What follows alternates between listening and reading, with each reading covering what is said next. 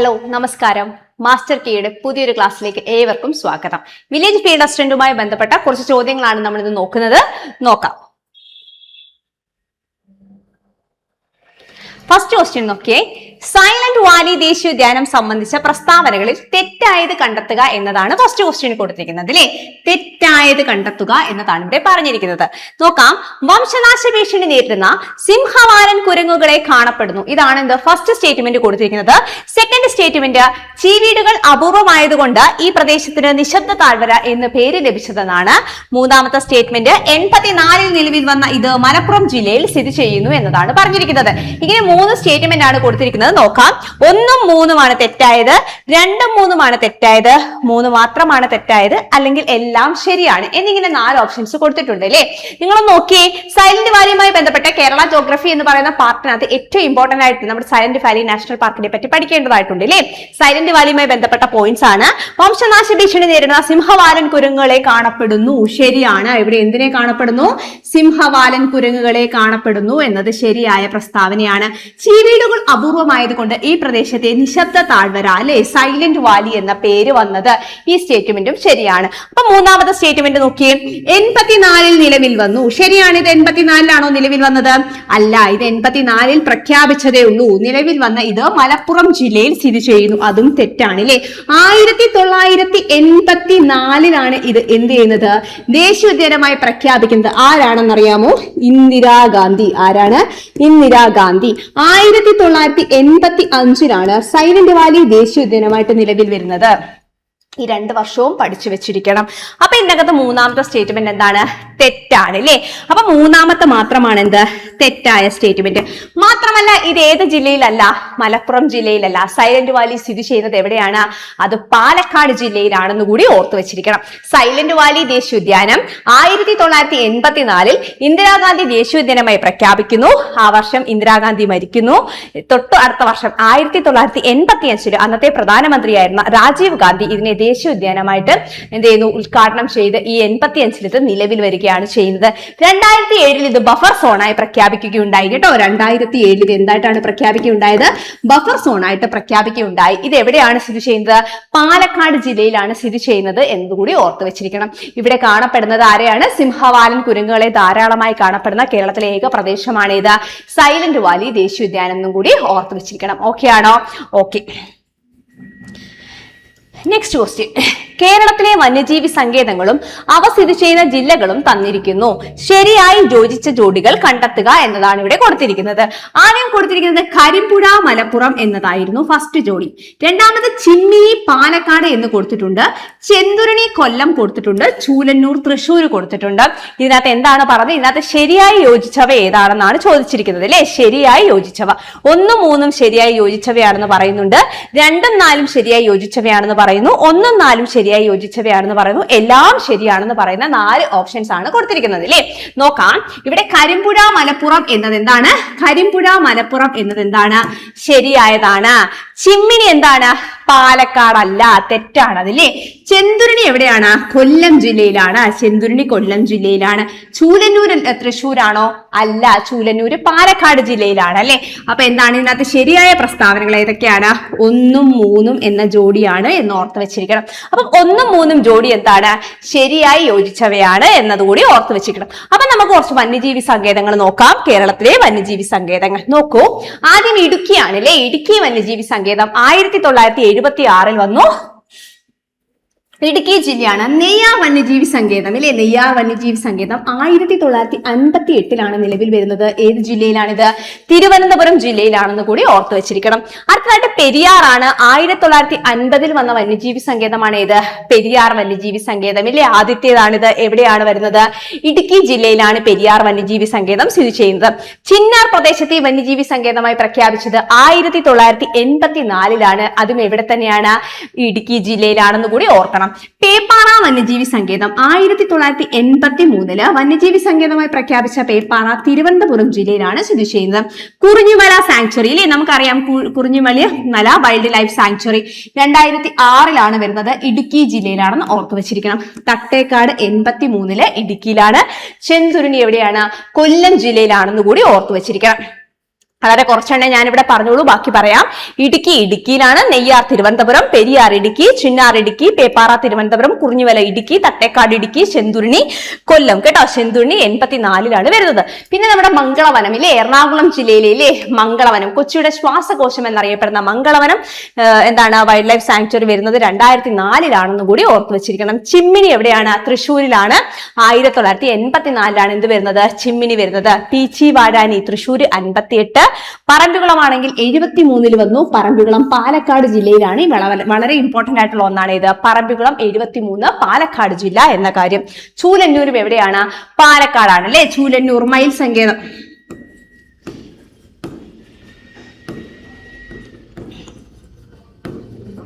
കേട്ടോ. മയിലുകൾക്ക് പ്രാധാന്യമുള്ളതാണ് ഏത്? ചൂലന്നൂർ പക്ഷി സങ്കേതം എന്നത് പാലക്കാട് ജില്ലയിലാണ്. മലബാർ എവിടെയാണ്? 2010 കോഴിക്കോട് ജില്ലയിലാണ്. മലബാർ കേട്ടോ. മലബാർ വന്യജീവി സങ്കേതം ഏത് ജില്ലയിലാണ്? കോഴിക്കോട് ജില്ലയിലാണെന്ന് ഓർത്തു വെച്ചിരിക്കണം. വയനാട് വന്യജീവി സങ്കേതം അല്ലെങ്കിൽ മുത്തങ്ങ വന്യജീവി സങ്കേതം 73-ൽ വരുന്നു. വയനാട് ജില്ലയിലാണെന്ന് ഓർത്തു വെച്ചിരിക്കണം. ആറളം കണ്ണൂരിലാണ് അല്ലെ. 84-ൽ വന്ന ആറളം എവിടെയാണ്? കണ്ണൂർ ജില്ലയിലാണ്. കൊട്ടിയൂരും കണ്ണൂരിലാണ്.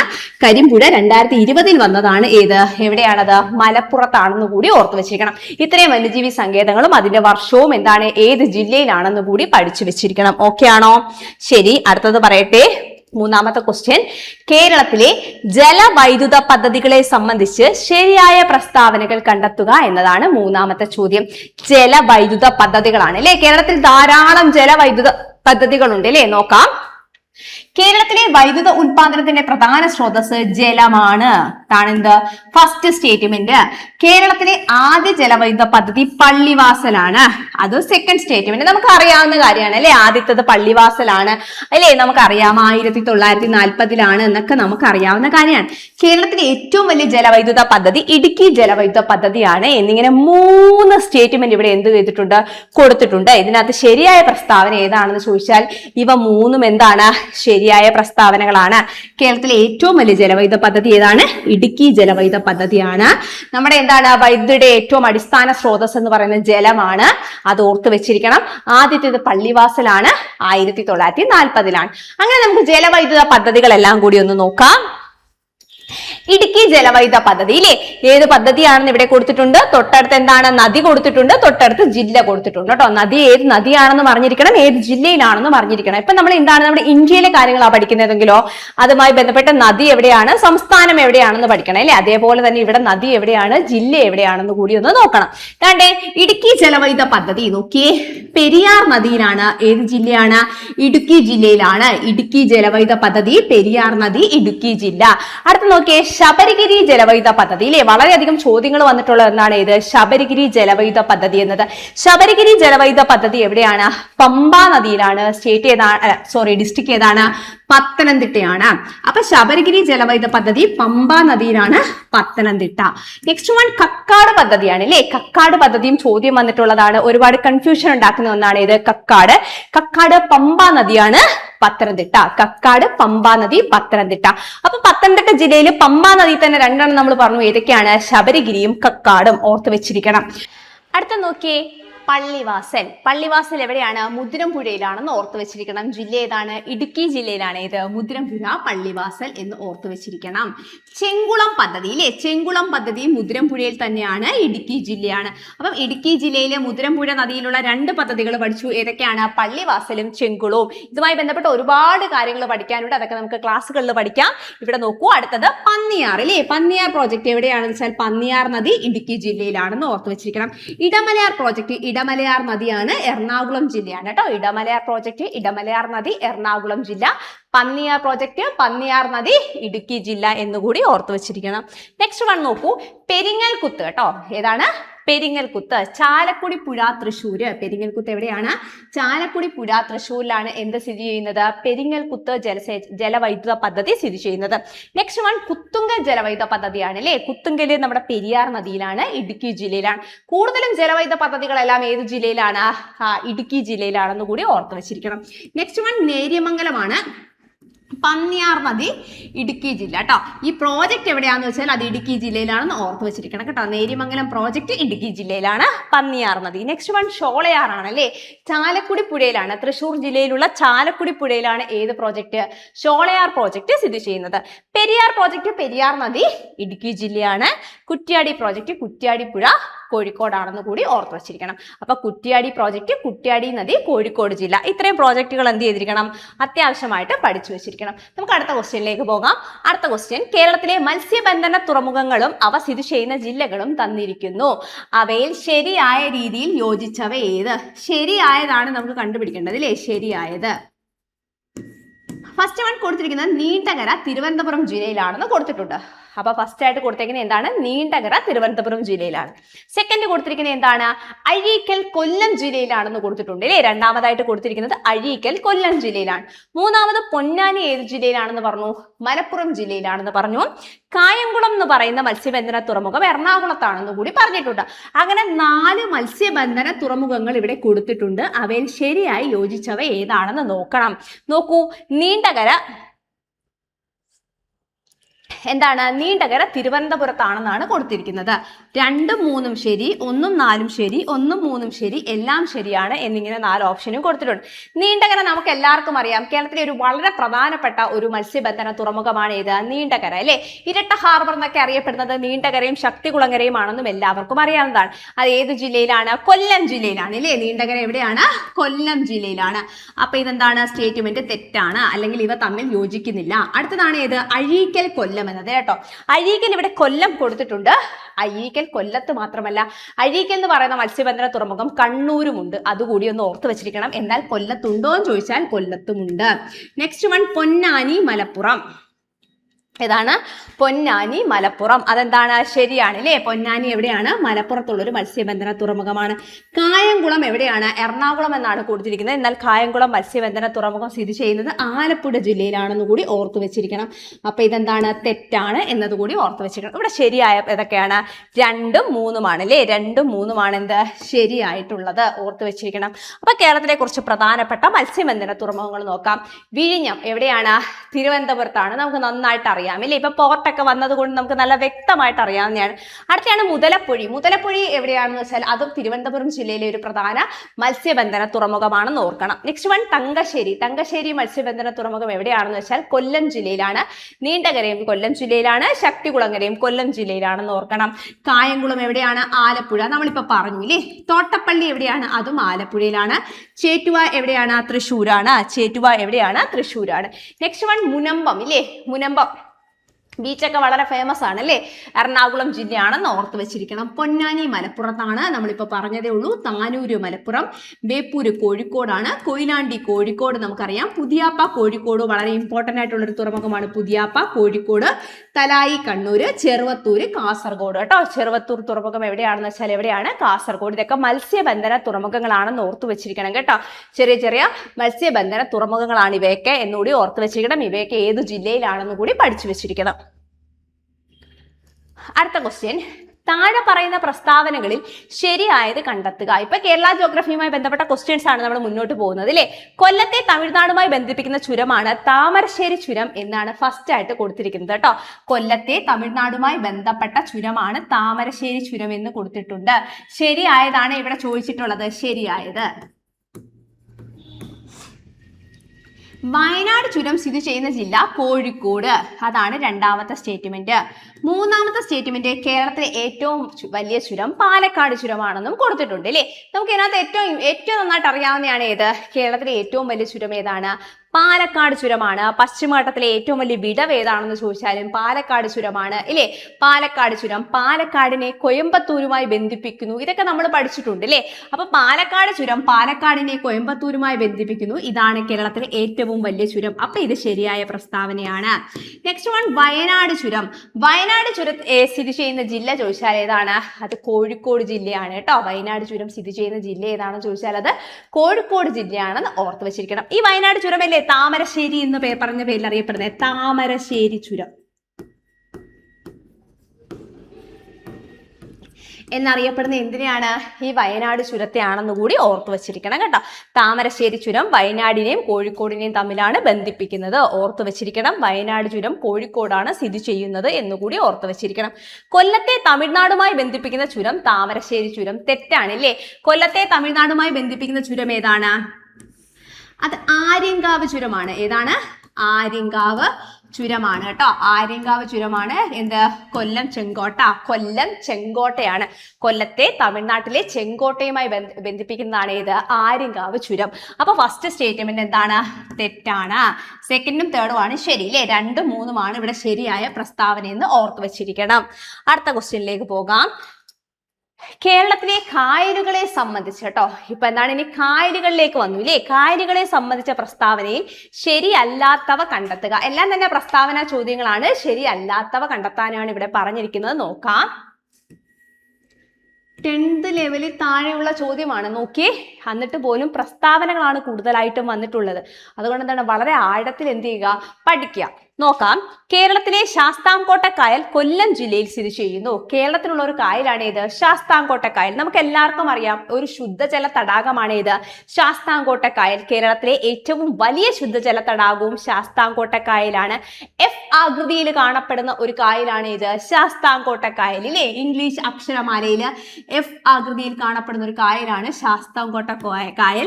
ഫസ്റ്റ് സ്റ്റേറ്റ്മെന്റ് പ്രകാരം ഇത് കൊല്ലം ജില്ലയിൽ സ്ഥിതി ചെയ്യുന്നു. സെക്കൻഡ് നോക്കൂ.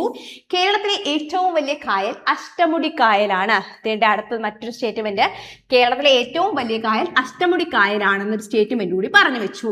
മൂന്നാമത്തെ സ്റ്റേറ്റ്മെന്റ് എന്താണ് പറയുന്നത് നോക്കിയേ. സമുദ്രനിരപ്പിൽ നിന്നും ഉയരത്തിൽ സ്ഥിതി ചെയ്യുന്ന പൂക്കോട് കായൽ വയനാട് ജില്ലയിലാണ് സ്ഥിതി ചെയ്യുന്നത്. ഇങ്ങനെ 3 സ്റ്റേറ്റ്മെന്റ് കൊടുത്തിട്ടുണ്ട്. ഇവയിൽ ശരിയല്ലാത്തവ ഏതാണെന്നാണ് ചോദിച്ചത്. അതായത് തെറ്റായത് ഏതാണെന്നാണ് ചോദ്യം ഇല്ലേ? ശരിയല്ലാത്തത് എന്ന് വെച്ചാൽ തെറ്റായത്. ഫസ്റ്റ് സ്റ്റേറ്റ്മെന്റ് ശാസ്താംകോട്ട കായൽ കൊല്ലം ജില്ലയിലാണെന്നാണ് ശരിയായ സ്റ്റേറ്റ്മെന്റ് ആണ് കേട്ടോ. കൊല്ലം ജില്ലയിലെ ശാസ്താംകോട്ട എന്ന് പറയുന്ന പ്രദേശത്ത് കാണപ്പെടുന്ന ഒരു ശുദ്ധജല തടാകമാണ് ഏത്? ശാസ്താംകോട്ട കായൽ. F ആകൃതിയിലാണ് ഇത് കാണപ്പെടുന്നത്. കേരളത്തിലെ ഏറ്റവും വലിയ ശുദ്ധജല തടാകമാണ് ഏത്?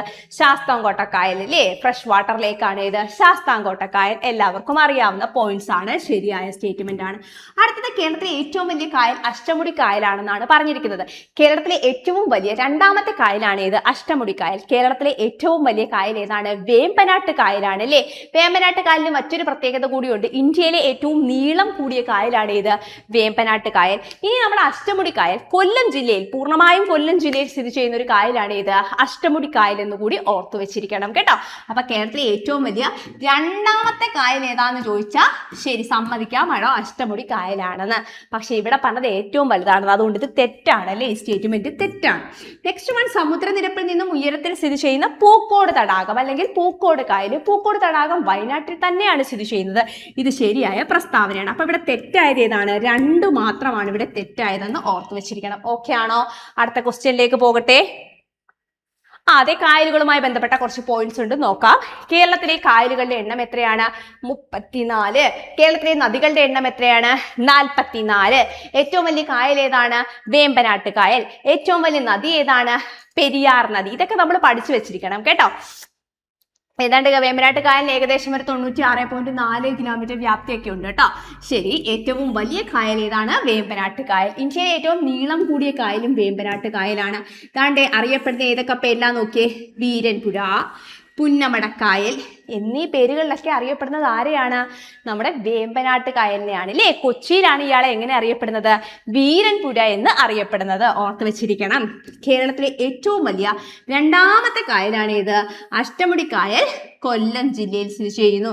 8 മുടിയുണ്ട് ഇതിന് കേട്ടോ. അതായത് എന്താണ്, ഈ 8 ഇങ്ങനെ നീരാളി പോലെയാണ് ഇത് കിടക്കുന്നത് കേട്ടോ. ഈ അഷ്ടമുടി കായലിന്റെ ഷേപ്പ് എന്ത് ഷേപ്പാണ് വെച്ചാൽ നീരാളിയുടെ ഷേപ്പാണ് കേട്ടോ. നീരാളിയുടെ ഷേപ്പാണ്. ഈ അഷ്ടമുടി കായൽ കാണപ്പെടുന്ന തുരുത്താണ് ഏത്? മൺട്രോ തുരുത്ത്. ചോദിച്ചിട്ടുണ്ട്. അഷ്ടമുടി കായലിൽ കാണപ്പെടുന്ന തുരുത്ത് കേട്ടോ, വളരെ പ്രധാനപ്പെട്ട ഒരു തുരുത്താണ് ഏത്? മൺട്രോ തുരുത്ത്.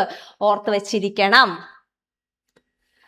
ആശ്രമം കായൽ എന്നറിയപ്പെടുന്നത് ഏതാണ്? അത് അഷ്ടമുടി കായലാണ് കേട്ടോ. കൊല്ലം ജില്ലയിലെ ആശ്രമത്താണ് ഇതിന്റെ പ്രധാന ഭാഗം. അതുകൊണ്ട് എന്താണ് ആശ്രമം കായൽ എന്നറിയപ്പെടുന്നത് ഏതാണ്? അത് അഷ്ടമുടി കായലാണ് കേട്ടോ. പനയുടെ രൂപത്തിലുള്ള കായൽ ഏതാണെന്ന് ചോദിച്ചാലും അഷ്ടമുടി കായലാണ്. പനയുടെ രൂപത്തിൽ കേട്ടോ, പനയുടെ രൂപത്തില് നീരാളിയുടെ രൂപത്തിലൊക്കെ കാണപ്പെടുന്ന കായൽ ഏതാണെന്ന് ചോദിച്ചു കഴിഞ്ഞാൽ ഏതാണ്? അഷ്ടമുടി കായലാണ്. കേരളത്തിലെ ഏറ്റവും വടക്കേറ്റത്തെ കായലാണ് ഉപ്പളക്കായൽ കേട്ടോ. ഉപ്പളക്കായൽ കാസർഗോഡ് ജില്ലയിലാണ്. ഉപ്പളക്കായൽ കാസർഗോഡ് ജില്ല ഏറ്റവും വടക്കേറ്റത്തെ കായൽ. തെക്കേറ്റത്തെ കായൽ വെള്ളായണി കായലാണ് കേട്ടോ. വെള്ളായണി കായൽ ഒരു ശുദ്ധജല തടാകമാണെന്ന് കൂടി ഓർത്ത് വെച്ചിരിക്കണം. ഇതൊരു ശുദ്ധജല തടാകമാണ് എന്ന് ഓർത്ത് വെച്ചിരിക്കണം. ഓക്കെ, ശുദ്ധജല തടാകങ്ങൾ ഇവിടെ കൊടുത്തിട്ടുണ്ട്. കേരളത്തിലെ പ്രധാനപ്പെട്ട ശുദ്ധജല തടാകങ്ങൾ ഞാൻ ആദ്യം പറഞ്ഞു. ശാസ്താംകോട്ട കായലാണ് ഏറ്റവും വലിയ ശുദ്ധജല തടാകം എന്ന് പറഞ്ഞു. പിന്നെ പറഞ്ഞതാണ് വെള്ളായണി കായൽ ഇല്ലേ. അടുത്തയാണ് ഇത് പൂക്കോട് തടാകം കേട്ടോ. പൂക്കോട് തടാകമാണ്. ഏനമാക്കൽ, മനക്കൊടി, പൂക്കോട് വയനാട് അല്ലേ. പൂക്കോട് വയനാട് നമ്മൾ പഠിച്ചു. ഏനമാക്കൽ തൃശ്ശൂര്, മനക്കൊടി തൃശ്ശൂര്, ശാസ്താംകോട്ട കൊല്ലം. ജില്ല കൂടി ഒന്ന് പഠിച്ചു വെച്ചിരിക്കണേ കേട്ടോ. വെള്ളായണി തിരുവനന്തപുരം. അപ്പൊ ഏറ്റവും തെക്കേറ്റത്തെ വെള്ളായണി തിരുവനന്തപുരം, പൂക്കോട് വയനാട്, ഏനമാക്കൽ മനക്കൊടി തൃശ്ശൂര്, ശാസ്താംകോട്ട കൊല്ലം. അടുത്ത ക്വസ്റ്റ്യൻ, കേരളത്തിലെ നദികളെ സംബന്ധിച്ച പ്രസ്താവനകളിൽ ശരിയായത് കണ്ടെത്തുക എന്നതാണ് അടുത്ത ക്വസ്റ്റ്യൻ. കിഴക്കോട്ടൊഴുകുന്ന നദികൾ. കേരളത്തിലെ നദികളെ സംബന്ധിച്ച കാര്യങ്ങളാണ് ഇപ്പൊ പറഞ്ഞത്. കായലുകൾ കഴിഞ്ഞു. ഇനി നമ്മൾ നദിയുമായി ബന്ധപ്പെട്ട ഒരു ചോദ്യത്തിലേക്കാണ് കടക്കുന്നത്. കേരളത്തിലെ നദികൾ 44 എന്ന് ഞാൻ പറഞ്ഞില്ലേ, 44. ഇതിൽ കിഴക്കോട്ടൊഴുകുന്ന നദികൾ കബനി, ഭവാനി, പാമ്പാർ എന്നിവിടെ കൊടുത്തിട്ടുണ്ട് കേട്ടോ. കബനി, ഭവാനി, പാമ്പാർ ഇത് ഈ പോയിന്റ് ആണ്. അടുത്ത നോക്കിയേ, പെരിങ്ങൽകുത്ത് ജലവൈദ്യുത പദ്ധതി പെരിയാർ നദിയിൽ സ്ഥിതി ചെയ്യുന്നു. നമ്മളിപ്പോ പഠിച്ചിട്ട് വന്നതേ ഉള്ളൂ പെരിങ്ങൽകുത്തുമായി ബന്ധപ്പെട്ട കാര്യങ്ങൾ. ഇനി മൂന്നാമത്തെയാണ് എന്ത്? ഏറ്റവും നീളമുള്ള നദികളിൽ 2ാം സ്ഥാനം ഏതിനാണ്? ഭാരതപ്പുഴയ്ക്കാണ് എന്നുകൂടി കൊടുത്തിട്ടുണ്ട്. അപ്പൊ നോക്കിയേ, എന്താണ് ഏറ്റവും നീളമുള്ള നദികളിൽ 2ാം സ്ഥാനം ആർക്കാണ്? ഭാരതപ്പുഴയ്ക്കാണ് എന്നുകൂടി കൊടുത്തിട്ടുണ്ട്. അതും നമ്മളിപ്പോ പറഞ്ഞതേ ഉള്ളൂ ഇല്ലേ. അപ്പൊ നദികളെ സംബന്ധിച്ച് എന്താണ് കുറച്ച് കാര്യങ്ങൾ ഇവിടെ പറഞ്ഞു. ഫസ്റ്റ് കാര്യം, കിഴക്കോട്ടൊഴുകുന്ന നദികളിൽ കബനി, ഭവാനി, പാമ്പാർ എന്നിവയാണെന്ന് ഞാനിവിടെ പറഞ്ഞു ഇല്ലേ. എന്താണ് കബനി, ഭവാനി, പാമ്പാർ? അതാ മൂന്നുമാണ് ഏത്? കിഴക്കോട്ടൊഴുകുന്ന നദികൾ. കേരളത്തിൽ മുഴുവൻ 44 നദികളാണുള്ളത്. അതിൽ 41 എന്താണ്? പടിഞ്ഞാറോട്ടൊഴുകി അറബിക്കടലിലോ അല്ലെങ്കിൽ അറബിക്കടലുമായി ചേരുന്ന കായലുകളിലോ ആണ് പതിക്കുന്നത്. ബാക്കി 3 കബനി, ഭവാനി, പാമ്പാർ എന്നീ 3 നദികൾ കിഴക്കോട്ടൊഴുകി എന്താണ് കർണാടകത്തിലേക്കും തമിഴ്നാട്ടിലേക്കും പോയി കാവേരിയിലാണ് പതിക്കുന്നത്. ഇവ 3ഉം പതിക്കുന്നത് എവിടെയാണ്? കാവേരിയിലാന്ന് കൂടി ഓർത്ത് വെച്ചിരിക്കണം കേട്ടോ. കിഴക്കോട്ടൊഴുകുന്ന നദികളിൽ ഏറ്റവും വലുതാണ് ഏത്? കബനി. ഏറ്റവും ചെറുത് ഏതാണ്? അത് പാമ്പാറാണ്. ഓർത്ത് വെച്ചിരിക്കണം. കബനി വയനാട് ജില്ലയിലൂടെയാണ് ഒഴുകുന്നത്. അതൊക്കെ നമുക്ക് പറയാം. കിഴക്കോട്ടൊഴുകുന്ന നദികൾ കബനി, ഭവാനി, പാമ്പാർ. ശരിയാണ്. പെരിങ്ങൽകുത്ത് ജലവൈദ്യുത പദ്ധതി പെരിയാർ നദിയിൽ സ്ഥിതി ചെയ്യുന്നു. തെറ്റാണ് ഇല്ലേ. നമ്മൾ ഇപ്പൊ പറഞ്ഞതേ ഉള്ളൂ പെരിങ്ങൽകുത്തുമായി ബന്ധപ്പെട്ട് ചാലക്കുടി പുഴയെന്ന്. നെക്സ്റ്റ് വൺ, ഏറ്റവും നീളമുള്ള നദികളിൽ 2ാം സ്ഥാനം ഭാരതപ്പുഴയ്ക്കാണ്. കായലുകളെ പറഞ്ഞപ്പോൾ നമ്മൾ നദികളെയും പറഞ്ഞു ഇല്ലേ. ഭാരതപ്പുഴയാണ് 2ാം സ്ഥാനത്തുള്ള നദിയിലെ ഏറ്റവും വലിയ നദി പെരിയാറാണ്. 244 കിലോമീറ്റർ. 2ാം സ്ഥാനം ഭാരതപ്പുഴ 209 കിലോമീറ്റർ കേട്ടോ. ഭാരതപ്പുഴ എത്രയാണ്? 209 കിലോമീറ്റർ ആണെന്ന് കൂടി ഓർത്ത് വെച്ചിരിക്കണം. അപ്പൊ ഇവിടെ തെറ്റായ സ്റ്റേറ്റ്മെന്റ് ഏതാണെന്ന് വെച്ചാൽ 2ാമത്തെ സ്റ്റേറ്റ്മെന്റ് ആണ്. ഇവിടെ ചോദിച്ചത് എന്താണ്? ശരിയായത് ഏതാണ്? ശരിയായത് 1ഉം 3ഉമാണ് ശരിയായത്. ഓർത്ത് വെച്ചിരിക്കണം. നോക്കാം. പെരിങ്ങൽകുത്ത് ജലവൈദ്യുത പദ്ധതി ചാലക്കുടി പുഴ തൃശ്ശൂര്. ചാലക്കുടി പുഴ തൃശ്ശൂര് ഓർത്ത് വെച്ചിരിക്കണം. തൃശ്ശൂർ ജില്ലയിലെ ചാലക്കുടി പുഴയിലാണ് നമ്മൾ പഠിച്ചതാണ് അല്ലേ. ഇനി 3 നദികൾ നമ്മൾ പറഞ്ഞു. എന്താണ്? കിഴക്കോട്ടൊഴുകുന്നത് അല്ലേ. കിഴക്കോട്ടൊഴുകുന്ന കബനി, ഭവാനി, പാമ്പാർ. കബനി നദി 56.6 കിലോമീറ്റർ ആണ് കേരളത്തിലൂടെ ഒഴുകുന്നത് അല്ലേ. കേരളത്തിലൂടെ ഒഴുകി കർണാടകത്തിലേക്ക് പോയി കാവേരിയിൽ പതിക്കുന്നു. എവിടെയാണ് പതിക്കുന്നത്? കാവേരിയിലാണ് പതിക്കുന്നത് എന്ന് ഓർത്ത് വെച്ചിരിക്കണം. കബനി നദിയാണ് 56.6 കിലോമീറ്റർ കേരളത്തിലൂടെ ഒഴുകുന്നതെങ്കിലും ഇത് ഭാരതപ്പുഴയെക്കാട്ടിൽ, നമ്മുടെ ഭാരതപ്പുഴ ഉണ്ടല്ലോ, ഭാരതപ്പുഴ 209 കിലോമീറ്റർ ദൈർഘ്യമുള്ള ഭാരതപ്പുഴയെക്കാട്ടിലും വലിയ നദിയാണ്. ഇത് മൊത്തം 240 കിലോമീറ്റർ ആണ് എന്തിന്റെ ദൈർഘ്യം, നമ്മുടെ ഈ ഒരു കബനിയുടെ. എന്നാൽ കേരളത്തിൽ കൂടെ എത്രയേ ഒഴുകുന്നുള്ളൂ, 56.6 കിലോമീറ്ററേ ഒഴുകുന്നുള്ളൂ എന്ന് ഓർത്തു വെച്ചിരിക്കണം. ഓക്കെ ആണോ? കബനി നദി ഒഴുകുന്ന കേരളത്തിലെ ജില്ല ഏതാണെന്ന് ചോദിച്ചാൽ അത് വയനാട് ജില്ല. ഏതാണ്? വയനാട് ജില്ല. അടുത്താണ് ഭവാനിയും കിഴക്കോട്ട് ഒഴുകുന്ന നദിയാണ് അല്ലേ. കിഴക്കോട്ട് ഒഴുകുന്ന നദികളിൽ 2ാം സ്ഥാനക്കാരൻ അല്ലേ, വലിപ്പത്തിൽ 2ാം സ്ഥാനക്കാരൻ. 38 കിലോമീറ്റർ ആണ് ഇയാൾ എന്ത് ചെയ്യുന്നത്, കേരളത്തിലൂടെ ഒഴുകുന്നത്. ഇയാൾ പാലക്കാട് ജില്ലയിലൂടെയാണ് ഒഴുകുന്നത്. പാലക്കാട് ജില്ലയിലൂടെ ഒഴുകി തമിഴ്നാട്ടിലേക്ക് കടന്ന് കാവേരിയിൽ പതിക്കുന്നു. 3ാമത്തെ ആളാരാണ്?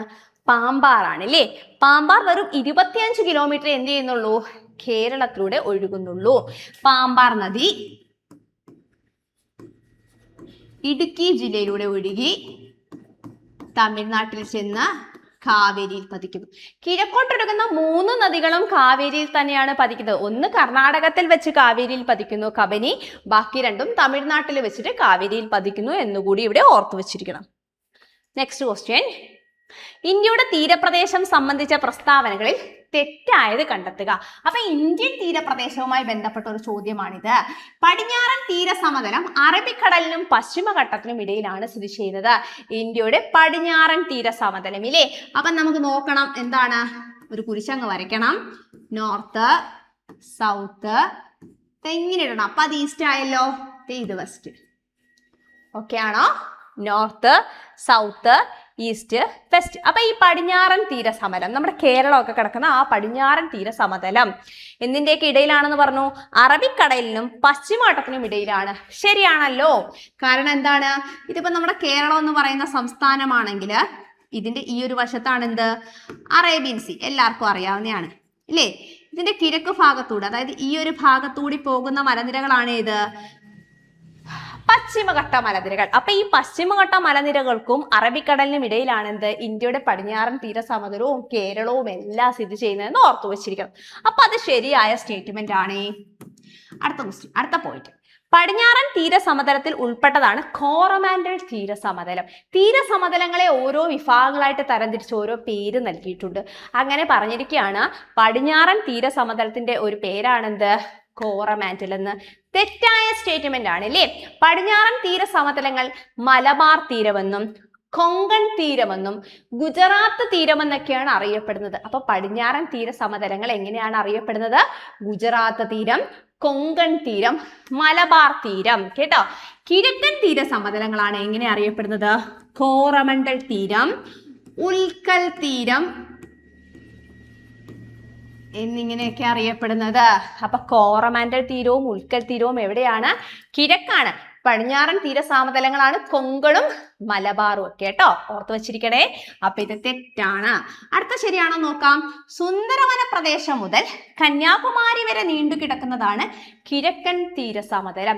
കിഴക്കൻ തീരസമതലം അപ്പുറത്തേത് ഇല്ലേ, നമ്മുടെ എന്താണ്, ഈ ഒരു ഭാഗം കഴിഞ്ഞ് ഇന്ത്യയുടെ ഈ ഒരു ഭാഗം വരുന്നതാണ് എന്ത്, കിഴക്കൻ തീരസമതലം. അത് എവിടെ മുതൽ എവിടെ വരെയാണെന്ന് പറഞ്ഞു? സുന്ദർബൻസ് മുതൽ കന്യാകുമാരി വരെ. ശരിയാണ്. വെസ്റ്റ് ബംഗാളിലെ സുന്ദർബൻസ് മുതൽ ഇങ്ങ് തമിഴ്നാട്ടിലെ കന്യാകുമാരി വരെ നീണ്ടു കിടക്കുന്നതാണ് എന്ത്, ഇന്ത്യയുടെ കിഴക്കൻ തീരസമതലം. പടിഞ്ഞാറൻ തീരസമതലമാണെങ്കിലോ ഇങ്ങ് ഗുജറാത്തിലെ കാണ്ഡില മുതൽ എവിടെ വരെ, ഈ കന്യാകുമാരി വരെ നീണ്ടു കിടക്കുന്നതാണ് എന്ത്, നമ്മുടെ പടിഞ്ഞാറൻ തീരസമതലം. അപ്പൊ ഇതും ശരിയായ പ്രസ്താവനയാണ്. ഇവിടെ ചോദിച്ചത് തെറ്റായതല്ലേ. അപ്പൊ തെറ്റായത് 2 മാത്രമാണ് തെറ്റായത്. ഓർത്തു വെച്ചിരിക്കണം. ഓക്കെ ആണോ? അപ്പൊ അടുത്തതിലേക്ക് പോകാം. നെക്സ്റ്റ് ക്വസ്റ്റ്യൻ, കേരളത്തെ സംബന്ധിച്ച അടിസ്ഥാന വിവരണങ്ങളിൽ ശരിയല്ലാത്തത് കണ്ടെത്തുക എന്നതാണ്. കേരളത്തിനെ സംബന്ധിച്ച അടിസ്ഥാന വിവരങ്ങളിൽ ശരിയല്ലാത്തത്, അതായത് തെറ്റായത്. തെറ്റല്ലയോ? ആണ്. നോക്കാം. കേരളത്തിന്റെ തെക്ക് വടക്ക് നീളം 560 കിലോമീറ്റർ ആണ്. എല്ലാവർക്കും അറിയാവുന്ന കാര്യമാണ് അല്ലേ. എത്രയാണ്? 560 കിലോമീറ്റർ ആണ് തെക്ക് വടക്ക് നീളം എന്നത്. അതുകൊണ്ട് അത് ശരിയാണ്. നെക്സ്റ്റ് വൺ, കേരളത്തിലെ ഏറ്റവും ഉയരമുള്ള സ്ഥലമാണ് അഗസ്ത്യകൂടം എന്നതാണ്. അത് അവിടെ തന്നെ നമുക്ക് തെറ്റാന്ന് പറയാം. ഇനി ഏറ്റവും വലിയത് ഏതാണ്? ആനമുടിയല്ലേ. അതെ, 2695 മീറ്റർ ഉയരമുള്ള ആനമുടിയാണ് കേരളത്തിലെ ഏറ്റവും ഉയരമുള്ള സ്ഥലമായി അറിയപ്പെടുന്നത്. ഓർത്തു വെച്ചിരിക്കണം. അപ്പൊ ഇത് തെറ്റാണ്. അടുത്ത പോയിന്റ് തെറ്റാണോ നോക്കണം. കേരളത്തിലെ ഏറ്റവും താഴ്ന്ന പ്രദേശമാണ് കുട്ടനാട്. ശരിയാണ്. കേരളത്തിലെ ഏറ്റവും താഴ്ന്ന പ്രദേശമാണ് ആലപ്പുഴ ജില്ലയിലെ കുട്ടനാട് എന്ന് പറയുന്ന സ്ഥലം ഇല്ലേ. അപ്പൊ ഇത് ശരിയാണ്. തെറ്റായ പ്രസ്താവന ഏതാണ്? 2 മാത്രം. Answer B. ഓർത്തു വെച്ചിരിക്കണം. Next question. ഇന്ത്യയിലെ നദീതീര പട്ടണങ്ങളെ സംബന്ധിച്ച പ്രസ്താവനകളിൽ ശരിയായത് കണ്ടെത്തുക. ഇന്ത്യയിലെ നദീതീര പട്ടണങ്ങളാണ്. അയോധ്യ നഗരം സരയുവിന്റെ തീരത്താണ് സ്ഥിതി ചെയ്യുന്നത്. അയോധ്യ സരയുവിന്റെ തീരത്താണ് സ്ഥിതി ചെയ്യുന്നത്. ശരിയാണ്. ഇവിടെ ശരിയായതാണല്ലോ കണ്ടെത്തേണ്ടത്. അതെ. Next one. അഹമ്മദാബാദ്, ഗാന്ധിനഗർ എന്നീ പട്ടണങ്ങൾ സബർമതി നദീ തീരത്താണ് സ്ഥിതി ചെയ്യുന്നത്. ശരിയാണോ ഇത്? ഇതും ശരിയായതാണ്. അഹമ്മദാബാദ്, ഗാന്ധിനഗർ എന്നീ പട്ടണങ്ങൾ സബർമതി നദീ തീരത്താണ് സ്ഥിതി ചെയ്യുന്നത്. Next one. കൊൽക്കത്ത, ഹൗറ നഗരങ്ങൾ ഹൂഗ്ലി നദീതീരത്താണ് സ്ഥിതി ചെയ്യുന്നത്. അതെ, കൊൽക്കത്ത നഗരവും ഹൗറ നഗരവും ഒക്കെ ഹൂഗ്ലിയുടെ തീരത്താണ് അല്ലേ. നമ്മൾ പഠിച്ചിട്ടുണ്ട് ഹൂഗ്ലി നദീതീരത്തെ പട്ടണമാണ് ഇത് കൊൽക്കത്ത, വെസ്റ്റ് ബംഗാൾ എന്നൊക്കെ നമ്മൾ പഠിച്ചിട്ടുണ്ട് അല്ലേ. ശരി. അപ്പൊ ഈ 3 സ്റ്റേറ്റ്മെന്റും എന്താണ്? ശരിയായതാണ്. എല്ലാം ശരിയായ പ്രസ്താവനകളാണ് എന്ന് ഓർത്ത് വെച്ചിരിക്കണം. ഓക്കെ ആണോ? ശരി. നമുക്ക് കുറച്ച് നദീതീര പട്ടണങ്ങൾ നോക്കാം. ഗംഗാ നദിയുടെ തീരത്തെ കുറിച്ച് പട്ടണങ്ങളാണ് ബദരീനാഥ്, വാരണാസി, ഹാജിപൂർ, മിർസാപൂർ. 4 ഓർത്തു വെച്ചിരിക്കണം.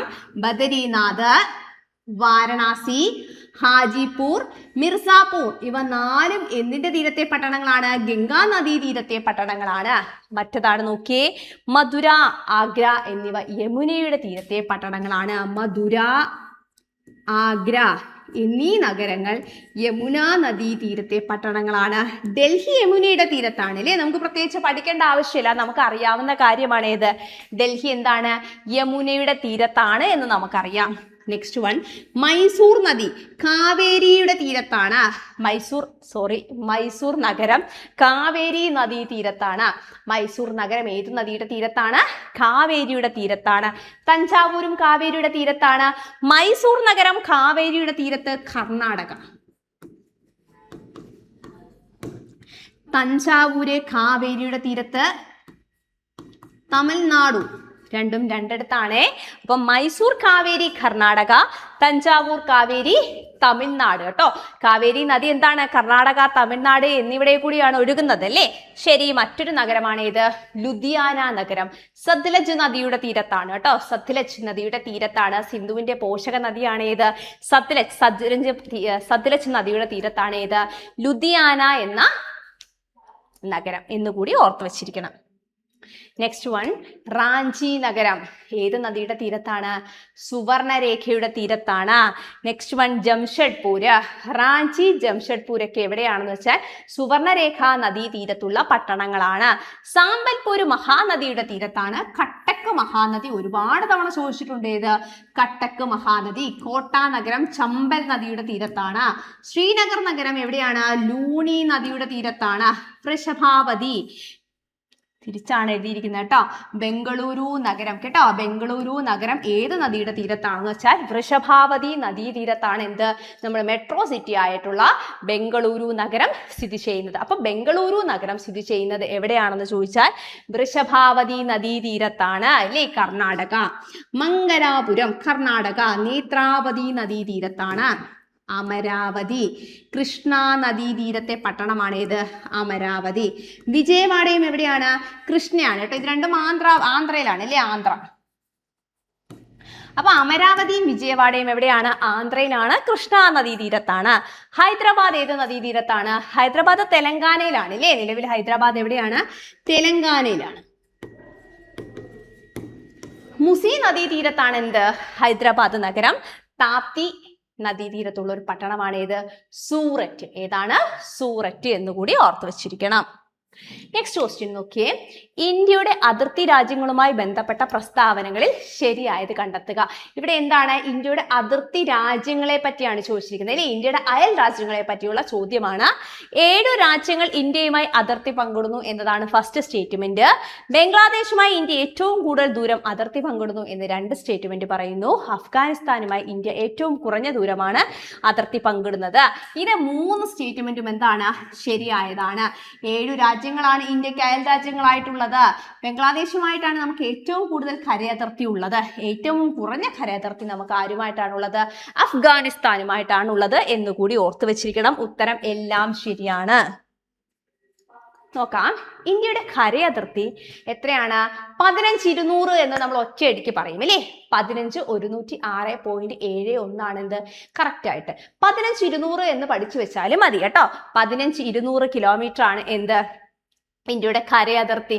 ഇന്ത്യക്ക് മൊത്തം എത്ര അയൽ രാജ്യങ്ങൾ ഉണ്ടെന്ന് വെച്ചാൽ 7 അയൽ രാജ്യങ്ങളാണ് ഉള്ളത്. ഇന്ത്യയുമായി കരയതിർത്തിയുള്ള അയൽ രാജ്യങ്ങൾ ഏതൊക്കെയാണെന്ന് നോക്കിയേ. Pakistan, Afghanistan, China, Nepal, Bhutan, Myanmar, Bangladesh. എന്താണ്? 1, 2, 3, 4, 5, 6, 7 എണ്ണം ഇല്ലേ? നമുക്ക് കരയതിർത്തിയുള്ള 7 അയൽ രാജ്യങ്ങളാണുള്ളത്. ഇന്ത്യയുമായി കരയതിർത്തി പങ്കിടുന്ന ഏറ്റവും ചെറിയ രാജ്യമാണ് ഏത്? ഭൂട്ടാൻ. കേട്ടോ, ഏതാണ്? ഭൂട്ടാൻ. ഇന്ത്യയുടെ ഏറ്റവും ചെറിയ അയൽ രാജ്യം ചോദിച്ചാൽ അതാരാണെന്ന് വെച്ചാൽ മാലിദ്വീപാണ്. അത് കരയതിർത്തി അല്ല കേട്ടോ. മാലിദ്വീപുമായി നമുക്ക് കരയതിർത്തി ഇല്ല. എന്താണ്? സമുദ്രാതിർത്തിയാണുള്ളത്, കരയതിർത്തി ഇല്ല. ഏറ്റവും ചെറിയ അയൽ രാജ്യം ആരാണെന്ന് ചോദിച്ചാൽ നമുക്ക് മാലിദ്വീപ് എന്ന് പറയാം. എന്നാൽ കരയതിർത്തിയുള്ള ഏറ്റവും ചെറിയ രാജ്യം ഏതാണെന്ന് ചോദിച്ചാൽ ആരാണത്? അത് ഭൂട്ടാനാണ്. രണ്ടും രണ്ടായി പഠിക്കാം. ഇന്ത്യയുമായി അതിർത്തി പങ്കിടുന്ന ഏറ്റവും വലിയ രാജ്യം ചോദിച്ചാൽ ആരാണ്? ചൈനയാണ്. എന്നാൽ ഇന്ത്യക്ക് ഏറ്റവും കൂടുതൽ അതിർത്തി ആരുമായിട്ടാണുള്ളത്? ബംഗ്ലാദേശുമായിട്ടാണുള്ളത്. രണ്ടും രണ്ട് കാര്യമാണേ. ഇന്ത്യയുമായി അതിർത്തി പങ്കിടുന്ന ഏറ്റവും വലിയ രാജ്യം അത് ചൈന. ഇന്ത്യയുമായി ഏറ്റവും കൂടുതൽ കരയതിർത്തി പങ്കുവെക്കുന്ന രാജ്യം ബംഗ്ലാദേശ്. ഇന്ത്യയുമായി ഏറ്റവും കുറവ് കരയതിർത്തിയുള്ള രാജ്യം അഫ്ഗാനിസ്ഥാൻ ആണെന്ന് കൂടി ഓർത്തു വെച്ചിരിക്കണം. ഓക്കെ ആണോ? ശരി. ഇത് വടക്ക് പടിഞ്ഞാറ് ഭാഗത്തായിട്ടാണ് അഫ്ഗാനിസ്ഥാൻ കാണപ്പെടുന്നത് കേട്ടോ. ഇന്ത്യയുടെ വടക്ക് കിഴക്ക് ഭാഗത്തായിട്ടാണ് ബംഗ്ലാദേശൊക്കെ. ബംഗ്ലാദേശ് പൂർണ്ണമായിട്ടും കിഴക്ക് ഭാഗത്തേക്ക് വരും. ചൈനയൊക്കെ എന്താണ്? വടക്ക് കിഴക്ക് ഭാഗത്ത് പോകും. അഫ്ഗാനിസ്ഥാൻ വടക്ക് പടിഞ്ഞാറ് ഭാഗത്തേക്ക് പോകും. പാകിസ്ഥാനും വടക്ക് പടിഞ്ഞാറ് ഭാഗത്താണ്. നെക്സ്റ്റ് ക്വസ്റ്റ്യൻ, ഹിമാലയൻ പർവ്വതനിരയെ സംബന്ധിച്ച പ്രസ്താവനകളിൽ ശരിയായത് കണ്ടെത്തുക.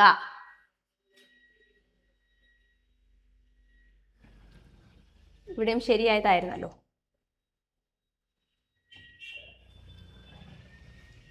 നോക്കാം, ഹിമാലയൻ പർവ്വതനിരയെ സംബന്ധിച്ച് പ്രസ്താവനകളിൽ ശരിയായത് കണ്ടെത്തുക. ഹിമാലയൻ പർവ്വതനിരയിൽ ഏറ്റവും ഉയരം കൂടിയ നിരയാണ് ഹിമാദ്രി ഇല്ലേ? ഏതാണ്? നമ്മുടെ എന്താണ് ഉത്തരപർവ്വത മേഖലയെ നമുക്ക് എന്താണ് ട്രാൻസ് ഹിമാലയം, ഹിമാലയം, എന്താണ് കിഴക്കൻ മലനിരകൾ എന്നിങ്ങനെ മൂന്നായിട്ട് തരംതിരിക്കാറുണ്ട് അല്ലേ? അപ്പം ആ ഹിമാലയൻ മലനിരകളിൽ അതിൽ ട്രാൻസ് ഹിമാലയം, ഹിമാലയം, ഈസ്റ്റേൺ ഹിൽസ് അങ്ങനെ മൂന്നായിട്ട് തരംതിരിക്കുന്നു.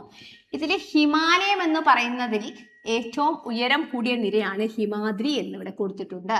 ലോകത്തിലെ ഏറ്റവും ഉയരമുള്ള കൊടുമുടിയായ മൗണ്ട് എവറസ്റ്റ് നേപ്പാളിൽ സ്ഥിതി ചെയ്യുന്നു. ഇതാണെന്ത്? രണ്ടാമത്തെ സ്റ്റേറ്റ്മെന്റ്. എന്താണ്? ലോകത്തിലെ തന്നെ ഏറ്റവും ഉയരം കൂടിയ കൊടുമുടിയാണ് ഏത്? മൗണ്ട് എവറസ്റ്റ് ഇല്ലേ? നമുക്ക് എല്ലാവർക്കും അറിയാം എവറസ്റ്റ് ആണ് ഏറ്റവും ഉയരമുള്ള കൊടുമുടി. ഇത് എവിടെ സ്ഥിതി ചെയ്യുന്നു എന്നാണ് പറയുന്നത്? നേപ്പാളിൽ സ്ഥിതി ചെയ്യുന്നു. സിന്ധു, ഗംഗ, ബ്രഹ്മപുത്ര എന്നീ നദികൾ ഹിമാലയൻ നദികൾ എന്നറിയപ്പെടുന്നു. നമുക്കറിയാം ഹിമാലയൻ നദികളും എന്താണ് ഉപദ്വീപീയ നദികളും എന്നിങ്ങനെ നമ്മൾ ഇന്ത്യയിലെ നദികളെ രണ്ടായി തരംതിരിക്കാറുണ്ട്. അതിൽ പ്രധാനപ്പെട്ട ഹിമാലയൻ നദികളാണ് ഏതൊക്കെ? സിന്ധു, ഗംഗ, ബ്രഹ്മപുത്ര ഇല്ലേ? നമ്മൾ എപ്പോഴും പഠിക്കുന്നതാണ്. ആ സ്റ്റേറ്റ്മെന്റ് ശരിയാണെന്ന് നമുക്കറിയാം. ഹിമാലയൻ പർവ്വതനിരയിൽ ഏറ്റവും ഉയരം കൂടിയ കൊടുമുടി ഹിമാദ്രിയാണ്. ശരിയായ പ്രസ്താവന. ലോകത്തിലെ ഏറ്റവും ഉയരമുള്ള കൊടുമുടിയായ മൗണ്ട് എവറസ്റ്റ് നേപ്പാളിലാണ്. ശരിയായ പ്രസ്താവന. സിന്ധു, ഗംഗ, ബ്രഹ്മപുത്ര എന്നിവ ഹിമാലയൻ നദികളാണെന്നറിയപ്പെടുന്നു. അതും ശരിയായ പ്രസ്താവനയാണ്. എല്ലാം തന്നെ ഇവിടെ കൊടുത്തിരിക്കുന്നത് ശരിയായ പ്രസ്താവനകളാണ്. സാഗർ മാത എന്നറിയപ്പെടുന്നതാണ് ഏത്? മൗണ്ട് എവറസ്റ്റ് എന്നത്. സാഗർ മാത എന്നാണ് മൗണ്ട് എവറസ്റ്റ് അറിയപ്പെടുന്നത്. എവറസ്റ്റിന്റെ ഉയരം 8,848 മീറ്റർ ആണ് അല്ലെ? 8,848. അപ്പം ഇന്ത്യയിലെ ഏറ്റവും ഉയരം കൂടിയ കൊടുമുടി, അതായത് പൂർണ്ണമായും ഇന്ത്യയിൽ ഉൾക്കൊള്ളുന്ന ഏറ്റവും ഉയരം കൂടിയ കൊടുമുടിയാണ് ഏത്? കാഞ്ചൻജംഗ. എവിടെയാണ് സ്ഥിതി ചെയ്യുന്നത്? സിക്കിമിലാണ് സ്ഥിതി ചെയ്യുന്നത് അല്ലേ? സിക്കിമില് 8,586, 85, 86 എന്ന് പഠിച്ചാൽ മതി. Kanchenjunga 85, 86 metre. Next one, Himalayan പർവ്വത നിരകളിലെ ഏറ്റവും ഉയരം കൂടിയ കൊടുമുടിയായ ഹിമാദ്രി ഹിമാലയത്തിന്റെ നട്ടെല്ല് എന്നറിയപ്പെടുന്നു. അതേ, ഹിമാദ്രി എന്താണ്? ഹിമാലയത്തിന്റെ നട്ടെല്ല്. അതായത് ഉത്തരപർവ്വത മേഖലയെ നമ്മൾ ട്രാൻസ് ഹിമാലയം,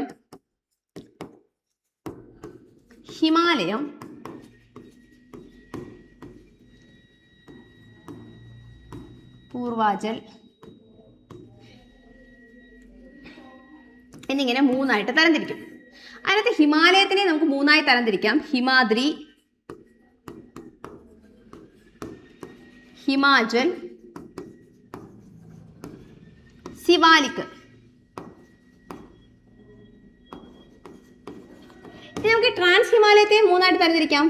കാരക്കോറം മേഖല, ലഡാക്ക് മേഖല, സസ്കർ മേഖല. കിഴക്കൻ മലനിരകളെ നമുക്ക് എന്ത് ചെയ്യാൻ പറ്റും?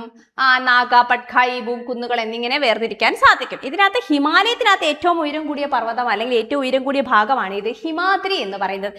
അത് ഹിമാലയത്തിന്റെ നട്ടെല്ല് എന്നാണ് അറിയപ്പെടുന്നത് കേട്ടോ.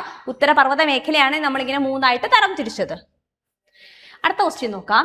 ഇന്ത്യയിൽ ഏറ്റവും കൂടുതൽ മഴ ലഭിക്കുന്ന പ്രദേശമായ ചിറാപുഞ്ചി സ്ഥിതി ചെയ്യുന്നത് ഏത് സംസ്ഥാനത്താണെന്നാണ്? ചിറാപുഞ്ചി എവിടെയാണ്? മേഘാലയയിലാണ് അല്ലേ? മേഘങ്ങളുടെ ആലയം എന്നറിയപ്പെടുന്ന ഇന്ത്യയുടെ കിഴക്കൻ സംസ്ഥാനമായ മേഘാലയത്തിലാണ് എന്ത് സ്ഥിതി ചെയ്യുന്നത്? ചിറാപുഞ്ചി സ്ഥിതി ചെയ്യുന്നത് എന്ന് ഓർത്ത് വെച്ചിരിക്കണം. മേഘാലയ. Next question. ഇന്ത്യയുടെ തെക്കേ അറ്റമായി കണക്കാക്കുന്നത് താഴെ തന്നിട്ടുള്ളവയിൽ ഏതാണ് എന്നാണ്? ഇന്ത്യയുടെ തെക്കേ അറ്റമായിട്ട് സ്ഥിതി ചെയ്യുന്നത് നോക്കാം. സിയാച്ചിൻ ആണോ, ഇന്ദിരാ കോൾ ആണോ, ഇന്ദിരാ പോയിന്റ് ആണോ, റാൻ ഓഫ് കച്ച് ആണോ? ഇതിൽ ഇന്ത്യയുടെ കിഴക്കേ അറ്റം ഏതാണ്? പടിഞ്ഞാറേ അറ്റം ഏതാണ്? വടക്കേ അറ്റം ഏതാണ്? തെക്കേ അറ്റം ഏതാണെന്ന് നമ്മൾ പഠിച്ചു വെച്ചിരിക്കണം. ഇന്ത്യയുടെ തെക്കേ അറ്റം ഇന്ദിരാ പോയിന്റ് ആണ് കേട്ടോ. ഇന്ത്യയുടെ തെക്കേ അറ്റം എന്താണ്? ഇന്ദിരാ പോയിന്റ് ആണെന്ന് ഓർത്ത് വെച്ചിരിക്കണം. അപ്പൊ മറ്റുള്ള സ്ഥലങ്ങളും കൂടി അറിഞ്ഞിരിക്കണം. നോക്കാം. ഇന്ത്യയുടെ വടക്കേ അറ്റം ഇന്ദിരാ കോൾ എന്നാണ് അറിയപ്പെടുന്നത്. ഇന്ത്യയുടെ വടക്കേ അറ്റം ഇന്ദിരാ കോൾ കേട്ടോ. ഇന്ത്യയുടെ ഏറ്റവും വടക്കേ എൻഡ് എങ്ങനെയാണ് അറിയപ്പെടുന്നത്? ഇന്ദിരാ കോൾ. ഇന്ത്യയുടെ തെക്കേ അറ്റം ഇന്ദിരാ പോയിന്റ് നമ്മൾ പറഞ്ഞു അല്ലേ? ഇന്ത്യയുടെ തെക്കേ അറ്റത്തുള്ള സംസ്ഥാനം ചോദിച്ചാൽ അത് തമിഴ്നാടാണ്. ഇന്ത്യയുടെ വടക്കേ അറ്റത്തുള്ള സംസ്ഥാനം ചോദിച്ചാൽ അത് ഏതാണ്? അത് ഹിമാചൽ പ്രദേശ് ആണ് അല്ലേ? ഹിമാചൽ പ്രദേശ് ആണെന്ന് ഓർത്ത് വെച്ചിരിക്കണം. ഇന്ത്യയുടെ പടിഞ്ഞാറേ അറ്റത്തുള്ള സംസ്ഥാനം ഏതാണ്? പടിഞ്ഞാറേ അറ്റം ഇങ്ങറ്റം പടിഞ്ഞാറ്. ഇതാണ്ട് ഇങ്ങനെ എഴുതണമെന്ന് ഞാൻ നേരത്തെ പറഞ്ഞില്ലേ? North, south, east, west. ഈ പടിഞ്ഞാറേ അറ്റത്തുള്ള സംസ്ഥാനം ഗുജറാത്ത് ആണ്. ഏതാണ്? ഗുജറാത്ത് ആണ്. ഇനി കിഴക്കേ അറ്റത്തേക്ക് പോവുകയാണെങ്കിലോ ഈ കിഴക്കേ അറ്റത്തുള്ള സംസ്ഥാനം ഏതാണ്? അത് അരുണാചൽ പ്രദേശ് ആണ് അല്ലേ? അരുണാചൽ പ്രദേശ് ആണ് അല്ലേ? അരുണാചൽ പ്രദേശ് ആണ് എന്ത്? സൂര്യപ്രകാശം ആദ്യം എത്തുന്ന ഇന്ത്യൻ സംസ്ഥാനമാണ് ഏത്? അരുണാചൽ പ്രദേശ്. അപ്പൊ കിഴക്കേ അറ്റത്തെ അരുണാചൽ പ്രദേശ് ആണെന്ന് ഓർത്തു വെച്ചിരിക്കണം. ഇന്ത്യയുടെ കിഴക്കേ അറ്റം കിബത്തു എന്നറിയപ്പെടുന്നു. പടിഞ്ഞാറേ അറ്റം ഗുഹാർ മോത്തി എന്ന് അറിയപ്പെടുന്നു. അപ്പൊ ഗുജറാത്തിലുള്ള ഗുഹാർ മോത്തിയാണ് എന്ത്?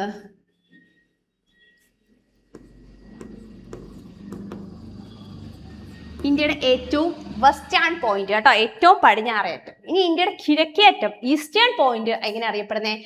കിബത്തു എന്നാണ് അറിയപ്പെടുന്നത് കേട്ടോ. ഏതാണ്? കിബത്തു, അരുണാചൽ പ്രദേശ്. ഓക്കെ ആണോ ഇത്രയും? അപ്പൊ 4 പോയിന്റും ഓർത്ത് വെച്ചിരിക്കണം. ഇതുമായി ബന്ധപ്പെട്ട എല്ലാ സംസ്ഥാനങ്ങളെ കുറിച്ചും ഒരു അടിസ്ഥാന അറിവുണ്ടായിരിക്കണം. എല്ലാ സംസ്ഥാനവും എല്ലാ കേന്ദ്രഭരണ പ്രദേശവും എന്ത് ചെയ്യണം? പഠിച്ചു വെച്ചിരിക്കണം കേട്ടോ. നോക്കാം. പ്രസിദ്ധമായ ശബരിഗിരി ജലവൈദ്യുത പദ്ധതി ഏത് നദിയിലാണ്? നമ്മൾ ആദ്യമേ പറഞ്ഞു തുടങ്ങിയില്ലായിരുന്നോ? അപ്പൊ തന്നെ നമ്മൾ പറഞ്ഞതാണ് ശബരിഗിരി എവിടെയാണ്? പമ്പാ നദിയിലാണ്, പത്തനംതിട്ട ജില്ലയിലാണെന്നൊക്കെ ഇല്ലേ? എന്താണ്? പമ്പാ നദിയിലാണ്, പത്തനംതിട്ട ജില്ലയിലാണ്. Next question.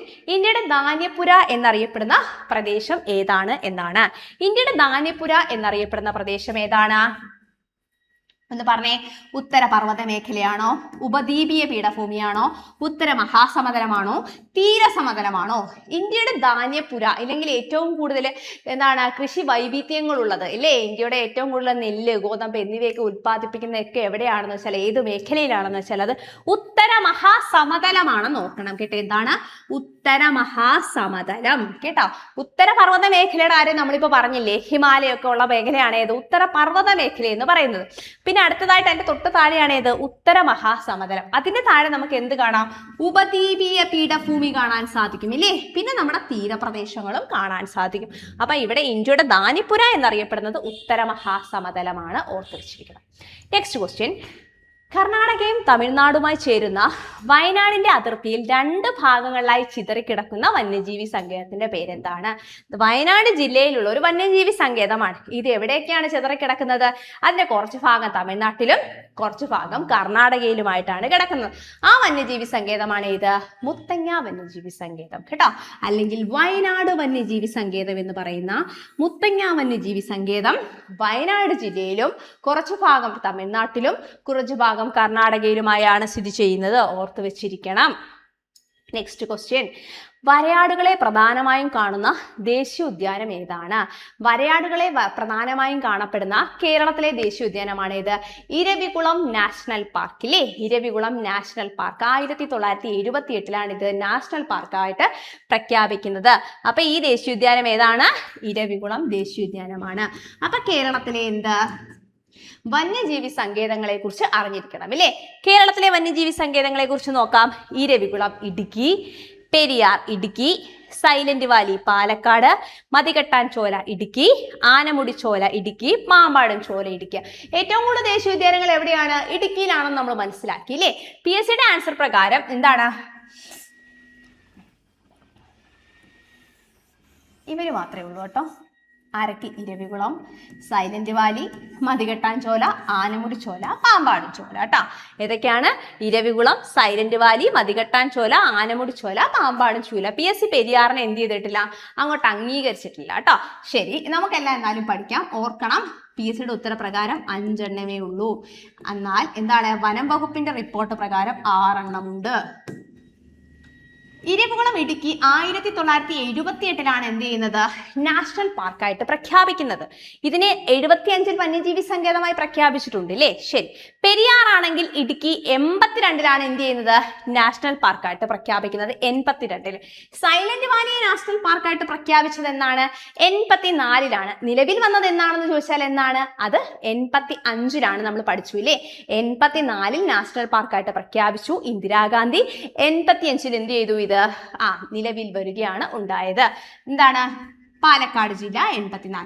പിന്നെ മതികെട്ടാൻ ചോല, ആനമുടി ചോല, പാമ്പാട് ചോല 3 ഇടുക്കി ജില്ലയിൽ 2003 നിലവിൽ വന്നതാണ് എന്നുകൂടി ഓർത്തു വെച്ചിരിക്കണം. ഓക്കെ ആണോ? ശരി. ലിസ്റ്റിൽ ഇനിയും കിടപ്പുണ്ട് കേട്ടോ. എന്താണ്? പൂർണ്ണമായിട്ടും എന്താണ്? നാഷണൽ പാർക്കായിട്ട് അംഗീകരിച്ചിട്ടില്ല എന്ന് മാത്രമേ ഉള്ളൂ. നോക്കാം അടുത്ത ക്വസ്റ്റ്യൻ. ഇവിടെ എല്ലാ കാര്യവും പറഞ്ഞില്ലേ? ഓക്കെ, പറ. വലുത് ചോദിച്ചാൽ സൈലന്റ് വാലി ആണ് കേട്ടോ. അതുകൂടി ഓർത്ത് വെച്ചിരിക്കണേ. തന്നിരിക്കുന്ന ജലവൈദ്യുത പദ്ധതികളിൽ ചേരാത്ത ജോഡി കണ്ടെത്തുക എന്നതാണ് ചോദിച്ചിരിക്കുന്നത്. പള്ളിവാസൽ ഇടുക്കി, ഷോളയാർ പാലക്കാട്, കുറ്റ്യാടി കോഴിക്കോട്, കല്ലട കൊല്ലം എന്നിങ്ങനെ 4 എണ്ണം കൊടുത്തിട്ടുണ്ട്. ഏതൊക്കെയാണ്? പള്ളിവാസൽ ഇടുക്കി, ഷോളയാർ പാലക്കാട്, കുറ്റ്യാടി കോഴിക്കോട്, കല്ലട കൊല്ലം എന്നിങ്ങനെ കൊടുത്തിട്ടുണ്ട്. ഓർത്ത് വെച്ചിരിക്കണം. എന്താണ്? ജലവൈദ്യുത പദ്ധതികൾ പള്ളിവാസൽ ഇടുക്കിയാണ് നമുക്കറിയാം. ഷോളയാർ പാലക്കാടല്ല. പിന്നെ എന്താണ്? കുറ്റ്യാടി കോഴിക്കോടാണ്. കല്ലട ജലസേചന പദ്ധതിയാണ് എവിടെയുള്ളത്? കൊല്ലം ജില്ലയിൽ കേട്ടോ. കല്ലട ജലവൈദ്യുത പദ്ധതി ചെറിയ രീതിയിലേ ഉള്ളൂ. പൂർണ്ണമായിട്ടും അതൊരു ജലസേചന പദ്ധതിയാണ്. കൊല്ലം ജില്ലയിലാണ് സ്ഥിതി ചെയ്യുന്നത്. ഇല്ലേ? ഷോളയാർ എവിടെയല്ല? പാലക്കാടല്ല എന്ന് നമ്മൾ പഠിച്ചതാണ്. അല്ലേ? ശരി. ഷോളയാർ എവിടെയാണ്? ഷോളയാർ പാലക്കാട് ജില്ലയല്ല. എവിടെയാണ്? ഷോളയാർ തൃശ്ശൂർ ജില്ലയാണ്. അല്ലേ? തൃശ്ശൂർ ജില്ലയിലാണ്. അല്ലേ? ചാലക്കുടി പുഴ തൃശ്ശൂർ ജില്ലയിലാണെന്ന് ഓർത്തു വെച്ചിരിക്കണം. ഷോളയാർ ജലവൈദ്യുത പദ്ധതി എന്നുകൂടി നോക്കിയേക്കണം കേട്ടോ. അടുത്ത നോക്കിയേ. താർ മരുഭൂമിയുടെ രൂപീകരണത്തിന് കാരണമായ പർവ്വതനിര ഏതാണെന്നാണ് ചോദ്യം. താർ മരുഭൂമിയുടെ രൂപീകരണം, ഇല്ലേ? ഇന്ത്യയിലെ ഏക മരുഭൂമിയാണ് ഏത്? താർ മരുഭൂമി. നമുക്കറിയാം, നമ്മുടെ ഇന്ത്യയുടെ എന്താണ്? വടക്ക് പടിഞ്ഞാറായിട്ട് കാണപ്പെടുന്നു എന്ത്? താർ മരുഭൂമി. അതുമായി ബന്ധപ്പെട്ട പർവ്വതനിരയാണ് ഏത്? ആരവല്ലി നിരകൾ. ഏതാണ്? ആരവല്ലി നിരകൾ. ആരവല്ലി നിരകൾ എവിടെയാണെന്ന് ചോദിച്ചാൽ രാജസ്ഥാൻ, ഗുജറാത്ത് എന്നിവയിലൊക്കെയായി സ്ഥിതി ചെയ്യുന്നത്. അതായത് ഈ സംസ്ഥാനങ്ങളാണ് മെജോറിറ്റി പാർട്ട് കേട്ടോ. സ്ഥിതി ചെയ്യുന്ന ഒരു പർവ്വതനിരയാണ് ഏത്? ആരവല്ലി പർവ്വതനിരകൾ എന്ന് ഓർത്ത് വെച്ചിരിക്കണം. താർ മരുഭൂമിയുടെ രൂപീകരണത്തിന് കാരണമായ ഒരു പർവ്വതനിരയാണ് ആരവല്ലി പർവ്വതനിര. ഇന്ത്യയിലെ ഏറ്റവും പഴക്കം ചെന്ന മടക്ക് പർവ്വതമാണ് ഏത്? ഈ ആരവല്ലി പർവ്വതനിര. ഇല്ലേ? അവശിഷ്ട പർവ്വതത്തിന് ഉദാഹരണമാണ് നിലവിൽ ഇത്. എന്താണ്? അവശിഷ്ട പർവ്വതത്തിന് ഉദാഹരണമാണ് ഏത്? ആരവല്ലി. ആരവല്ലിയാണ് എന്ത്? താർ മരുഭൂമിയുമായി ബന്ധപ്പെട്ട പർവ്വതനിര എന്ന് ഓർത്തു വെച്ചിരിക്കണം. ഇന്ത്യയിലെ ഏറ്റവും പഴക്കമേറിയ മടക്ക് പർവ്വതമാണ് ഏത്? ആരവല്ലി. മാൾവ പീഠഭൂമിയുടെ വടക്ക് പടിഞ്ഞാറൻ അതിർത്തിയിലാണ് ഇത് സ്ഥിതി ചെയ്യുന്നത്. മാൾവ പീഠഭൂമിയുടെ വടക്ക് പടിഞ്ഞാറൻ അതിർത്തിയിലാണ് ആരവല്ലി സ്ഥിതി ചെയ്യുന്നത് എന്നുകൂടി ഓർത്തു വെച്ചിരിക്കണം. മൗണ്ട് അബു സുഖവാസ കേന്ദ്രം, ദിൽവാര ക്ഷേത്രം, നക്കി തടാകം എന്നിവ ആരവല്ലി പർവ്വതനിരയുടെ ഭാഗങ്ങളാണ്. അതായത് നമ്മുടെ മൗണ്ട് അബു സുഖവാസ കേന്ദ്രവുമായി ബന്ധപ്പെട്ട ഒരു തടാകമാണ് ഏത്? നക്കി തടാകം. പിന്നെ ഏതാണ്? ദിൽവാര ക്ഷേത്രം. ഇതൊക്കെ എന്താണ്? എന്താണ്? ആരവല്ലി പർവ്വതനിരയുമായി ബന്ധപ്പെട്ട ഭാഗങ്ങളാണ്. ഡൽഹിയുടെ ഭാഗമായിട്ടുള്ള ആരവല്ലി പർവ്വതനിരയിലെ കുന്നുകളാണ് ഏത്? റൈസീന കുന്നുകൾ. ഓർത്ത് വെച്ചിരിക്കണം, റൈസീന കുന്നുകൾ ഡൽഹിയുടെ ഭാഗമായിട്ടുള്ളതാണ്, ആരവല്ലി പർവ്വതനിരയുടെ ഭാഗമാണ് എന്നുകൂടി ഓർത്ത് വെച്ചിരിക്കണം. നെക്സ്റ്റ് ക്വസ്റ്റ്യൻ ചുരവുമായി ബന്ധപ്പെട്ടതാണ് അല്ലേ. ഫോട്ടുല ചുരം ഏത് സംസ്ഥാനത്താണ് സ്ഥിതി ചെയ്യുന്നതെന്നാണ് ചോദിച്ചിരിക്കുന്നത് അല്ലേ. ഫോട്ടുല ചുരം എന്താണ്? സിക്കിം കൊടുത്തിട്ടുണ്ട്, ജമ്മു കാശ്മീർ, ഹിമാചൽ പ്രദേശ്, ഉത്തരാഖണ്ഡ്. ഫോട്ടുല ചുരം എവിടെയാണ്? ജമ്മു കാശ്മീരിലാണ് സ്ഥിതി ചെയ്യുന്നത്. നോക്കാം, കുറച്ച് ചുരങ്ങളുടെ പേര് കൊടുത്തിട്ടുണ്ട്. നാതുല ചുരം സിക്കിമിനെ ടിബറ്റുമായി ബന്ധിപ്പിക്കുന്ന ഒരു ചുരമാണ് ഏത്? നാതുല. നമുക്ക് എല്ലാവർക്കും അറിയാം നാതുലയും ജലപ്പലയും ഏത് സംസ്ഥാനത്തുള്ള ചുരങ്ങളാണ്? സിക്കിമിലുള്ളതാണ്. നാതുലയും ജലപ്പലയും സിക്കിമാണ് കേട്ടോ. നാതുലയും ജലപ്പലയും സിക്കിമാണ്. ഷിപ്കില ചുരം ഹിമാചൽ പ്രദേശിലാണ് കേട്ടോ. ഹിമാചൽ പ്രദേശിനെ ടിബറ്റുമായി ബന്ധിപ്പിക്കുന്ന ഒരു ചുരമാണ് ഏത്? ഷിപ്കില. റോക്തങ് ചുരവും ഹിമാചൽ പ്രദേശിലാണ്. അപ്പൊ ഷിപ്കിലയും റോക്തങ്ങും എവിടെയാണ്? ഹിമാചൽ പ്രദേശ്. സോജില ചുരമാണെങ്കിലോ ശ്രീനഗറിനെ കാർഗിലുമായി ബന്ധിപ്പിക്കുന്ന ഒരു ചുരമാണ് ഏത്? സോജില ചുരം. ഫോട്ടുല ചുരം നമ്മൾ പറഞ്ഞു, ജമ്മു കാശ്മീർ. ഇതെല്ലാം തന്നെ പ്രീവിയസ് ക്വസ്റ്റ്യൻ ആണ്, ഓർത്തു വെച്ചിരിക്കണം കേട്ടോ. നാദുലയും ജലപ്പലയും സിക്കിം, ഷിപ്കിലയും റോക്തങ്ങും ഹിമാചൽ പ്രദേശ്, സോജില ശ്രീനഗറിനെ കാർഗിലുമായി ബന്ധിപ്പിക്കുന്നു, ഫോട്ടുല ജമ്മു കാശ്മീരാണെന്ന് കൂടി ഓർക്കണം. നെക്സ്റ്റ് ക്വസ്റ്റ്യൻ, അസം ഹിമാലയ പർവ്വതങ്ങളിൽ ഉയരം കൂടിയത് ഏതാണ്? അസം ഹിമാലയ പർവ്വതങ്ങൾ. ഹിമാലയത്തിനെ നദികളുടെ ബേസിസിൽ എന്ത് ചെയ്യാറുണ്ട്? തരംതിരിക്കാറുണ്ട്. അതിലൊന്നാണ് ഏത്? അസം ഹിമാലയം. അങ്ങനെ തരംതിരിച്ചിരിക്കുന്നതിൽ ഒന്നാണ് ഏത്? അസം ഹിമാലയം എന്ന് പറയുന്നത്. അസം ഹിമാലയ പർവ്വതത്തിൽ ഉയരം കൂടിയ പ്രദേശമാണ് ഏത്? നംചാ ബർവ. ഏതാണ്? നംചാ ബർവ എന്നത് കേട്ടോ. നമ്മൾ നേരത്തെയും ഇതിനെ കുറിച്ച് പഠിച്ചിട്ടുണ്ട്. രേഖാംശ വ്യാപ്തിയുടെ അടിസ്ഥാനത്തിൽ ഹിമാലയത്തെ നമുക്ക് 4 പ്രാദേശിക ഡിവിഷനുകളായിട്ട് തരംതിരിക്കാം. രേഖാംശ വ്യാപ്തിയുടെ അടിസ്ഥാനത്തിൽ നോക്കൂ, പഞ്ചാബ് ഹിമാലയം, കുമയൂൺ ഹിമാലയം, നേപ്പാൾ ഹിമാലയം, അസം ഹിമാലയം എന്നിവയാണ് 4 പഞ്ചാബ് ഹിമാലയമാണ് ഇതിൽ ആദ്യത്തേത് കേട്ടോ. പഞ്ചാബ് ഹിമാലയം എന്ന് വെച്ചാൽ സിന്ധു നദിക്കും സത്ലജ് നദിക്കും ഇടയിലുള്ളതാണ് കേട്ടോ. സിന്ധുവിനും സത്ലജിനും ഇടയിലുള്ള പ്രദേശത്തെ നമ്മൾ എന്ത് പറയുന്നു? പഞ്ചാബ് ഹിമാലയം എന്ന് പറയുന്നു. ഇതിന്റെ ഭൂരിഭാഗവും ജമ്മു കാശ്മീർ, ഹിമാചൽ പ്രദേശ് എന്നീ സംസ്ഥാനങ്ങളായിട്ടാണ് സ്ഥിതി ചെയ്യുന്നതെന്ന് ഓർത്ത് വെച്ചിരിക്കണം. അതിനാൽ ഇവയെ നമുക്ക് കാശ്മീർ ഹിമാലയം എന്നും ഹിമാചൽ ഹിമാലയം എന്നും വിശേഷിപ്പിക്കാം. അപ്പൊ പഞ്ചാബ് ഹിമാലയത്തെ എങ്ങനെയൊക്കെ അറിയപ്പെടുന്നു? കാശ്മീർ ഹിമാലയം എന്നും ഹിമാചൽ ഹിമാലയം എന്നും അറിയപ്പെടുന്നു. ഒരു തവണ കാശ്മീർ ഹിമാലയം എന്ന പേരോടുകൂടിയാണ് PSC ചോദിച്ചത്, ഓർത്ത് വെച്ചിരിക്കണം. സിന്ധുവിനും സത്ലജിനും ഇടയിലാണ് എന്ത്? കാശ്മീർ ഹിമാലയം അല്ലെങ്കിൽ നമ്മുടെ പഞ്ചാബ് ഹിമാലയം അല്ലെങ്കിൽ ഹിമാചൽ ഹിമാലയം സ്ഥിതി ചെയ്തത്. കാരക്കോറം, പീർ പഞ്ചൽ, ലഡാക്ക്, സസ്കർ, ദൗലാതർ തുടങ്ങിയ എല്ലാ ശ്രേണികളും ഈ ഒരു മേഖലയിലാണ്. നെക്സ്റ്റ് വൺ ആണ് കുമയൂൺ ഹിമാലയം എന്ന് പറയുന്നത്. പടിഞ്ഞാറ് സത്ലജ് നദിക്കും കിഴക്ക് കാളി നദിക്കും ഇടയിലാണ് ഇത് സ്ഥിതി ചെയ്യുന്നത്. അപ്പൊ നോക്കിയേ, സിന്ധു, സത്ലജ്, ഇതിന്റെ ഇടയ്ക്ക് പഞ്ചാബ് ഹിമാലയം. ഈ സത്ലജിനും കാളിക്കും ഇടയില് കുമയൂൺ ഹിമാലയം ഇല്ലേ? കാളിക്കും ഇടയില് കുമയൂൺ ഹിമാലയം. പടിഞ്ഞാറ് ഗാർവാൾ ഹിമാലയം എന്നും ഇത് അറിയപ്പെടുന്നുണ്ട്. കാശ്മീർ ഹിമാലയവുമായി താരതമ്യപ്പെടുത്തുമ്പോൾ ഈ പ്രദേശം കൂടുതൽ ഉയരമുള്ളതാണ്. അപ്പൊ പഞ്ചാബ് ഹിമാലയത്തെക്കാട്ടിലും കുറച്ചുകൂടി ഉയരമാർക്കുണ്ട് കുമയൂൺ ഹിമാലയത്തിനുണ്ട്. നെക്സ്റ്റ് വൺ എന്താണ്? ഇവിടുത്തെ പ്രമുഖ കൊടുമുടികളാണ് നന്ദാദേവി തൃശൂർ, കേദാർനാഥ്, ദുനഗിരി, ഖാമേദ്, ബദ്രിനാഥ് എന്നിവയൊക്കെ. നൈനിറ്റാള്, അൽമോറ എന്നീ സുഖവാസ കേന്ദ്രങ്ങളൊക്കെ കുമയൂൺ ഹിമാലയത്തിന്റെ ഭാഗമായിട്ടാണ് സ്ഥിതി ചെയ്യുന്നത്. മറ്റൊന്നാണ് ഏത്?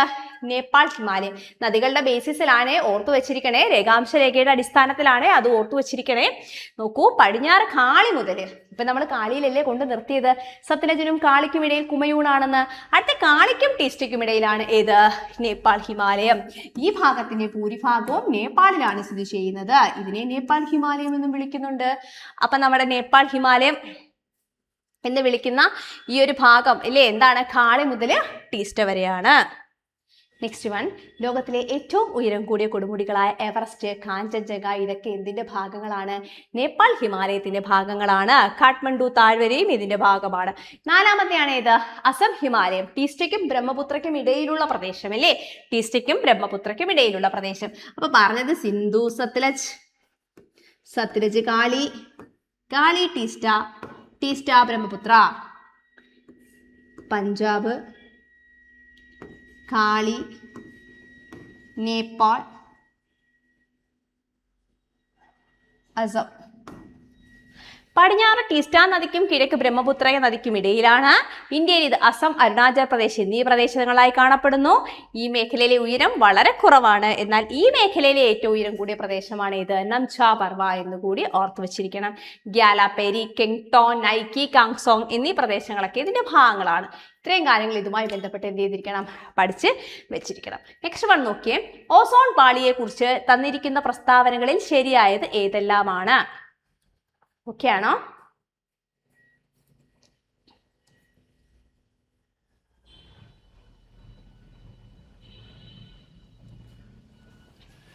ഓസോൺ പാളിയെ കുറിച്ച് തന്നിരിക്കുന്ന പ്രസ്താവനകളിൽ ശരിയായത് ഏതെല്ലാമാണ്? ഫസ്റ്റ് പോയിന്റ്, ഓസോൺ പാളിയുടെ ഭൂരിഭാഗവും ടോപ്പോസ്ഫിയറിലാണ് കാണപ്പെടുന്നത് എന്നാണ് ഫസ്റ്റ് പോയിന്റ് കൊടുത്തിരിക്കുന്നത്. നെക്സ്റ്റ് പോയിന്റ് നോക്കിയേ. ക്ലോറോഫ്ലൂറോ കാർബണുകൾ ഓസോൺ പാളിയുടെ ശോഷണത്തിന് കാരണമാകുന്നു. തേർഡ് പോയിന്റ്, സൂര്യന്റെ അൾട്രാവയലറ്റ് വികിരണങ്ങളിൽ നിന്നും ഓസോൺ ഭൂമിയിലെ ജീവനെ സംരക്ഷിക്കുന്നു. എന്നിങ്ങനെ 3 സ്റ്റേറ്റ്മെന്റ് കൊടുത്തതിൽ ശരിയായത് ഏതെല്ലാമാണ് എന്നാണ് ചോദിച്ചിരിക്കുന്നത്. നോക്കാം.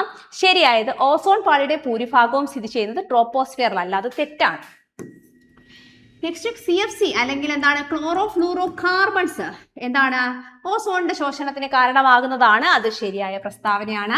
UV റേസിനെ എന്ത് ചെയ്യുന്നു, ഭൂമിയിലേക്ക് കടക്കാതെ സംരക്ഷിച്ചു നിർത്തുന്ന ഒരു പാളിയാണ് ഏത്, ഓസോൺ പാളി എന്നുകൂടി ഓർത്തു വെച്ചിരിക്കണം. 2ഉം 3ഉം ശരിയായ പ്രസ്താവനയാണ് അല്ലേ.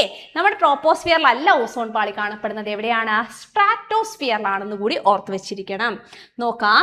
ഊഷ്മാവിനെ അടിസ്ഥാനമാക്കി അന്തരീക്ഷത്തെ എന്താണ് 5 പാളികളായിട്ട് തരംതിരിച്ചിട്ടുണ്ട്. ഏറ്റവും താഴത്തെ പാളി, ജീവനുള്ള പാളി, എല്ലാ തരത്തിലുള്ള വായു സംക്രമണം നടക്കുന്ന പാളിയൊക്കെയാണ് ട്രോപ്പോസ്ഫിയർ. അതിനു മുൻപ് ഒരു കാര്യം പറയട്ടെ. പ്രധാനമായിട്ടും അന്തരീക്ഷ പാളിയെ നമുക്ക് ഹോമോസ്ഫിയർ,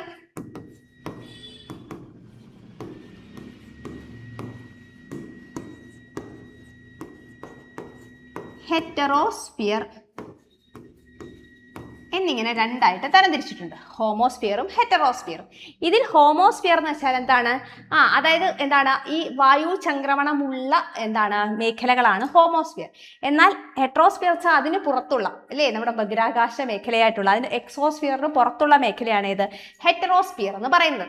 ഇതിൽ ഹോമോസ്ഫിയറിനകത്തുള്ള എന്താണ് അന്തരീക്ഷ പാളികൾ അല്ലെങ്കിൽ ഹോമോസ്ഫിയറിനെ നമ്മൾ തരംതിരിച്ചിരിക്കുന്നതാണ് ഏത്, troposphere, stratosphere, mesosphere, thermosphere, exosphere എന്നിങ്ങനെ. ഇതിൽ ഏറ്റവും താഴത്തെ പാളി, അതായത് നമ്മളിപ്പോൾ നിലനിൽക്കുന്ന ജീവജാലങ്ങളെല്ലാം തന്നെയുള്ള പാളിയാണ് ഏത്, ട്രോപ്പോസ്ഫിയർ എന്ന് പറയുന്നത് ഇല്ലേ. ഏതാണ്, ട്രോപ്പോസ്ഫിയർ, ഏറ്റവും താഴത്തെ പാളി. തൊട്ട് മുകളിലായിട്ടാണ് എന്ത് കാണപ്പെടുന്നത്, സ്ട്രാറ്റോസ്ഫിയർ കാണപ്പെടുന്നത്.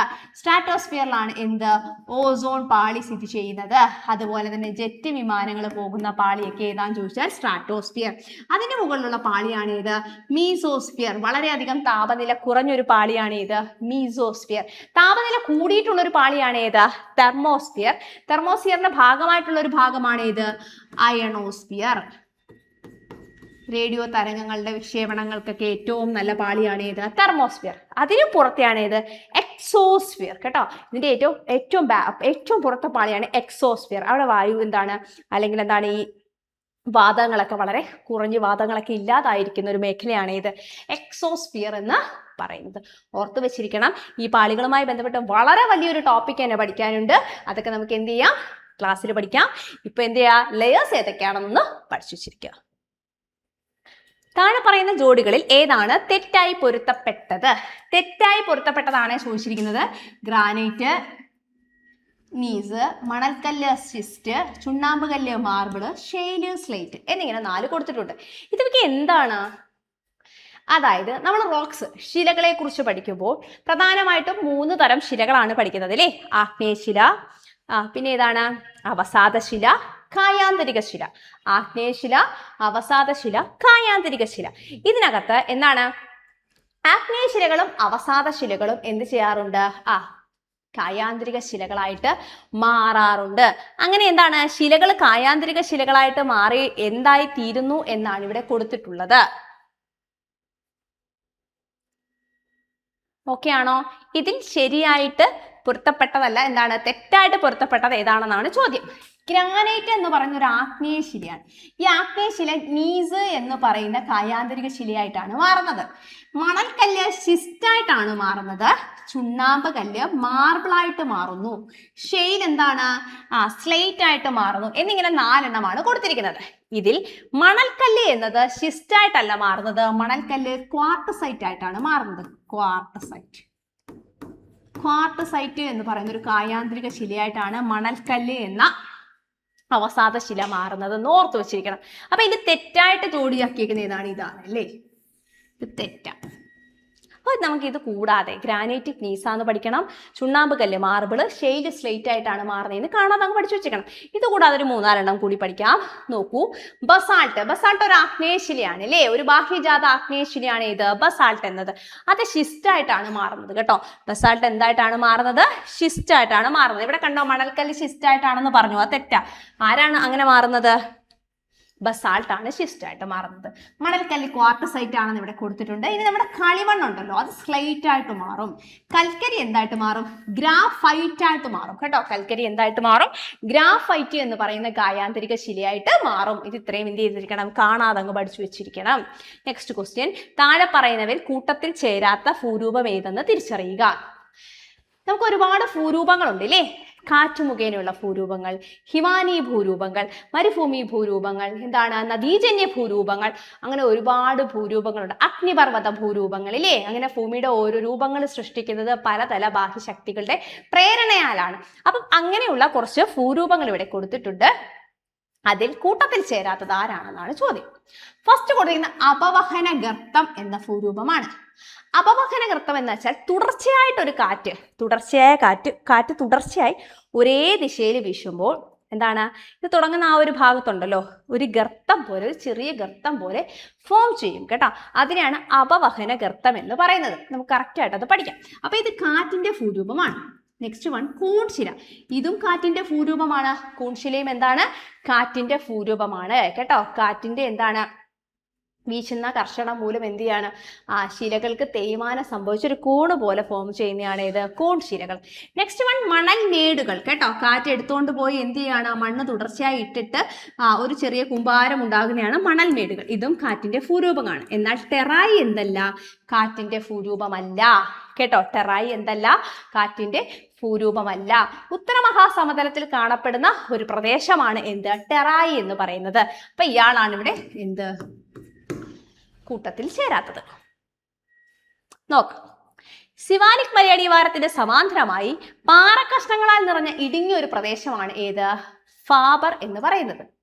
ഇവിടെ എന്താ പറഞ്ഞിരിക്കുന്നത്, നമ്മുടെ ഉത്തരമഹാസമതലത്തിലാണ് കേട്ടോ. സിവാലിക് മലയടിവാരത്തിന്റെ താഴെയായിട്ട് അല്ലെങ്കിൽ അതിന് സമാന്തരമായിട്ട് പാറക്കഷ്ണങ്ങൾ ഇങ്ങനെ നിറയെ ഇങ്ങനെ കുഞ്ഞു കുഞ്ഞു കുഞ്ഞു കുഞ്ഞു കുഞ്ഞു കുഞ്ഞു കുഞ്ഞു പാറക്കഷ്ണങ്ങൾ നിറഞ്ഞ ഒരു തരിശു പ്രദേശമാണ് ഇത് ഫാബർ എന്ന് പറയുന്നത് കേട്ടോ. ഒരു 10-15 കിലോമീറ്റർ ഇങ്ങനെ വ്യാപിച്ചു കിടക്കുന്ന ഒരു പ്രദേശമാണിത്. കൃഷിക്ക് അനുയോജ്യമല്ലാത്ത ഉത്തരമഹാസമതലത്തിലെ പ്രദേശം, അതാണ് എന്ത്, ഫാബർ. ഓക്കെ ആണല്ലോ. ഇനി ഇവിടെ എന്താണ്, നദികളോ അരുവികളോ ഒന്നും തന്നെ കാണത്തില്ല. ഒഴുകി വരുന്ന നദികളും അരുവികളും ഒക്കെ ഇവിടെ വെച്ച് എന്ത് ചെയ്യുന്നു, അപ്രത്യക്ഷമാകും. ഇനി ഈ നദികളും അരുവികളൊക്കെ പ്രത്യക്ഷപ്പെടുന്ന ഒരു ഭാഗമുണ്ടല്ലോ, അവിടെ നിറയെ പുൽത്തകിടികളൊക്കെ ഉണ്ടായിരിക്കും ഇല്ലേ. ആ ഭാഗമാണ് എന്ത്, ടെറായി എന്ന് പറയുന്നത്. നമുക്ക് നോക്കാം. ഫാബർ പ്രദേശത്തിന്റെ തെക്കായിട്ട് ഒരു 10-20 കിലോമീറ്റർ വരെ സസ്യജാലങ്ങൾ തഴച്ചു വളരുന്ന ഒരു ചതുപ്പ് പ്രദേശമാണ് എന്ത്, ടെറായി. ഫാബർ പ്രദേശത്ത് അപ്രത്യക്ഷമാകുന്ന നദികളും അരുവികളും വീണ്ടും ദൃശ്യമാകുന്നത് എവിടെയാണ്, ടെറായിലാണ്. ഓർത്തു വെച്ചിരിക്കണം. ഉത്തരമഹാസമതലത്തിലെ ഒരു ഭാഗമാണ് ഇത് ഫാബർ. അവിടെ എന്താണ്, പാറക്കഷ്ണങ്ങൾ അടുങ്ങി ഇങ്ങനെ 8-10 കിലോമീറ്റർ ഇങ്ങനെ അങ്ങ് കടക്കുകയായിരിക്കും. അവിടെ എന്തില്ല, സസ്യജാലങ്ങളൊന്നും തന്നെ ഇല്ല, കൃഷിയില്ല, ഒന്നുമില്ല. അവിടെ നദികളും അരുവികളൊക്കെ അപ്രത്യക്ഷമാവുകയാണ്. പിന്നെ ഇത് പ്രത്യക്ഷപ്പെടുന്ന എന്താണ്, വളരെ സസ്യജാലങ്ങൾ തഴച്ചു വളരുന്ന ഒരു ചതുപ്പ് പ്രദേശമാണ് ഇത് ടെറായി എന്ന് പറയുന്നത്. ഇതൊരു ഭൂരൂപമല്ല, ഇത് കാറ്റിന്റെ ഭൂരൂപമല്ല. നെക്സ്റ്റ് ക്വസ്റ്റ്യൻ, ഗൾഫ് സ്ട്രീം എന്ന വേഗതയേറിയ സമുദ്രജല പ്രവാഹം ഏത് സമുദ്രത്തിന്റെ ഭാഗമാണ്? സമുദ്രജല പ്രവാഹം ജോഗ്രഫിയിൽ അതായത് വേൾഡ് ജോഗ്രഫിയിൽ വളരെയധികം ഇമ്പോർട്ടന്റ് ആയിട്ടുള്ള ഒരു ഭാഗമാണ് ഇത് സമുദ്രജല പ്രവാഹങ്ങളിലെ. കുറച്ച് ടഫ് ആയിട്ടുള്ള ഒരു മേഖലയാണ്. ഇവിടെ ഗൾഫ് സ്ട്രീം ആണ് കൊടുത്തിരിക്കുന്നത്. ഇന്ത്യൻ മഹാസമുദ്രത്തിലേതാണോ, അറ്റ്ലാന്റിക്കിലേതാണോ, പസഫിക്കിലേതാണോ, ആർട്ടിക്കിലേതാണോ? ഗൾഫ് സ്ട്രീം അറ്റ്ലാന്റിക്കിലേതാണ്. ഇതങ്ങ് പഠിച്ചു വെച്ചിരിക്കണേ. നോക്കാം. ഫസ്റ്റ് കൊടുത്തിരിക്കുന്ന പസഫിക് സമുദ്രത്തിലെ എന്താണ്, പ്രവാഹങ്ങളാണ്. പ്രവാഹങ്ങൾ ഉഷ്ണജലവുമുണ്ട് ശീതജലവുമുണ്ട്. അതായത് എന്താണ്, ഹോട്ടുമുണ്ട് കോൾഡുമുണ്ട്. അപ്പം ഉഷ്ണജല പ്രവാഹവുമുണ്ട് ശീതജല പ്രവാഹവുമുണ്ട്. നോക്കാം. എന്താണ്, warm currents and cold currents കേട്ടോ. പസഫിക് സമുദ്രത്തിലെ ഉഷ്ണജല പ്രവാഹമാണ് കുറോഷിയോ. പേരെന്താണ്? കുറോഷിയോ. ശീതജല പ്രവാഹമാണ് ഒയാഷിയോ കാലിഫോർണിയ. അപ്പൊ കുറോഷിയോയും ഒയാഷിയോയും പസഫിക്കിലേതാണ്. കുറോഷിയോ ഉഷ്ണവും ഒയാഷിയോ ശീതവുമാണ്. കാലിഫോർണിയയും ശീതമാണ്. അടുത്താണ് അറ്റ്ലാന്റിക്കില്. അറ്റ്ലാന്റിക്കിലെ ഉഷ്ണജല പ്രവാഹമാണ് ഗൾഫ് സ്ട്രീം, ആൻഡിലീസ് എന്നിവ. ശീതജല പ്രവാഹമാണ് ബെൻകേല, കാനറീസ്, ലാബ്രഡോർ. അറ്റ്ലാന്റിക് സമുദ്രത്തിൽ ഇതെല്ലാം തന്നെ ചോദിച്ചിട്ടുണ്ട് കേട്ടോ. അറ്റ്ലാന്റിക് സമുദ്രത്തിലെ ഉഷ്ണജല പ്രവാഹങ്ങളാണ് ഗൾഫ് സ്ട്രീമും ആൻഡിലീസും. ശീതജല പ്രവാഹങ്ങളാണ് ഏതൊക്കെ? ബെൻകേലയും കാനറീസും ലാബ്രഡോറും. ഏതൊക്കെയാണ്? ബെൻകേല, കാനറീസ്, ലാബ്രഡോറും. ഈ ഇന്ത്യൻ മഹാസമുദ്രത്തിലെ ഉഷ്ണജല പ്രവാഹമാണ് അഗുൽഹാസ്. പഠിച്ചു വെച്ചിരിക്കണേ, അഗുൽഹാസ്, മൊസാംബിക് എന്നിവ. ശീതജല പ്രവാഹമാണ് പശ്ചിമ ഓസ്ട്രേലിയൻ പശ്ചിമവാത പ്രവാഹം എന്ന് പറയുന്നത്. ഇതിനകത്ത് അഗുൽഹാസ് ആണ് കൂടുതലും ചോദിച്ചിട്ടുള്ളത് ഇന്ത്യൻ മഹാസമുദ്രവുമായി ബന്ധപ്പെട്ട്. ഈ 3 സമുദ്രത്തിലെയും ഉഷ്ണജല പ്രവാഹവും സമുദ്രജല പ്രവാഹവും ശീതജല പ്രവാഹവും എന്ത് ചെയ്തിരിക്കണം? പഠിച്ചു വെച്ചിരിക്കണം. നെക്സ്റ്റ് ക്വസ്റ്റ്യൻ, കാറ്റിന്റെ തിരശ്ചീന തലത്തിൽ താപം വ്യാപിക്കുന്ന പ്രക്രിയ ഏതാണ്? കാറ്റിന്റെ തിരശ്ചീന തലത്തിൽ താപം വ്യാപിക്കുന്ന പ്രക്രിയയെ എന്ത് വിളിക്കുന്നു? അതിനെ നമ്മൾ അവിവഹനം എന്ന് വിളിക്കുന്നു. അപ്പൊ നമുക്ക് എന്താണ് ഇത് പഠിക്കാം. അന്തരീക്ഷത്തിലെ താപചാലന പ്രക്രിയകൾ കേട്ടോ. അപ്പൊ താപം എങ്ങനെയാണ് ചാലനം ചെയ്യുന്നത് അല്ലെങ്കിൽ താപവ്യാപനം ചെയ്യുന്നത് നോക്കാം. ആദ്യത്തെയാണ് താപചാലനം, കണ്ടക്ഷൻ. അതായത് ഭൂമിയുടെ ഉപരിതലം ചൂടാകുമ്പോൾ അതിനോട് ചേർന്നുള്ള അന്തരീക്ഷവും എന്ത് ചെയ്യും? ചൂട് പിടിക്കും. അതെന്താണ്? ആ ഭൂമിയുടെ താപം എന്ത് ചെയ്യും? അന്തരീക്ഷത്തിലേക്ക് വ്യാപിക്കും. ആ പ്രക്രിയ വിളിക്കുന്ന പേരാണ് ഏത്? താപചാലനം. ചൂടായ ഭൂമിയുടെ ഉപരിതലത്തോട് ചേർന്നുള്ള അന്തരീക്ഷത്തിന്റെ താഴ്ന്ന വിതാനങ്ങളിലേക്ക് താപം പകരുന്ന രീതിയാണ് ഏത്? താപചാലനം അല്ലെങ്കിൽ കണ്ടക്ഷൻ. നെക്സ്റ്റ് വണ്ണാണ് സംവഹനം. ഭൂമിയുടെ അടുത്തുള്ള അന്തരീക്ഷവായു ചൂട് പിടിക്കുമ്പോൾ അത് വികസിച്ച് മുകളിലേക്ക് ഉയർന്ന് കൂടുതൽ ഉയരങ്ങളിലേക്ക് താപം വ്യാപിക്കുന്നത് ഏത് പ്രക്രിയയിലൂടെയാണ്? സംവഹന പ്രക്രിയയിലൂടെയാണെന്ന് ഓർത്തു വെച്ചിരിക്കണം. അടുത്താണ് അവിവഹനം. കാറ്റിന്റെ തിരശ്ചീന തലത്തിൽ താപം വ്യാപിക്കുന്നു. കാറ്റിലൂടെ തിരശ്ചീന തലത്തിൽ എന്ത് ചെയ്യാണ്? താപം വ്യാപിക്കുന്ന പ്രക്രിയയാണ് ഏത്? അവിവഹനം അല്ലെങ്കിൽ അഡ്വെക്ഷൻ. നാലാമത്തെയാണ് വികിരണം അല്ലെ, റേഡിയേഷൻ. ഭൂമിയുടെ ഉപരിതലം ചൂട് പിടിക്കുന്നതോടെ ദീർഘതരംഗങ്ങളായി ഭൂമിയുടെ ഉപരിതലത്തിൽ നിന്നും ഊർജം പുറന്തള്ളുന്ന പ്രക്രിയയാണ് ഏത്? വികിരണം എന്ന് പറയുന്നത്. 4 പഠിച്ചു വെച്ചിരിക്കണം. ഇതൊക്കെ നമുക്ക് വളരെ വ്യക്തമായിട്ട് എന്ത് ചെയ്യേണ്ടതാണ്? പഠിക്കേണ്ടതാണ് അല്ലേ. ഇപ്പൊ 10th ടെക്സ്റ്റിൽ പോലും, പുതിയ SCERT ടെക്സ്റ്റിൽ പോലും ഇതിനെപ്പറ്റി വിശദമായിട്ട് കൊടുത്തിട്ടുണ്ട്. അതിനകത്ത് പോയിന്റ്സ് ആണ് ഈ പറഞ്ഞിരിക്കുന്നത് കേട്ടോ. ശരി, ഹ്രസ്വതരംഗങ്ങളും ദീർഘതരംഗങ്ങളും ഇല്ലേ നോക്കാം. താപത്തിന്റെ ഹ്രസ്വതരംഗങ്ങളും ദീർഘതരംഗങ്ങളും.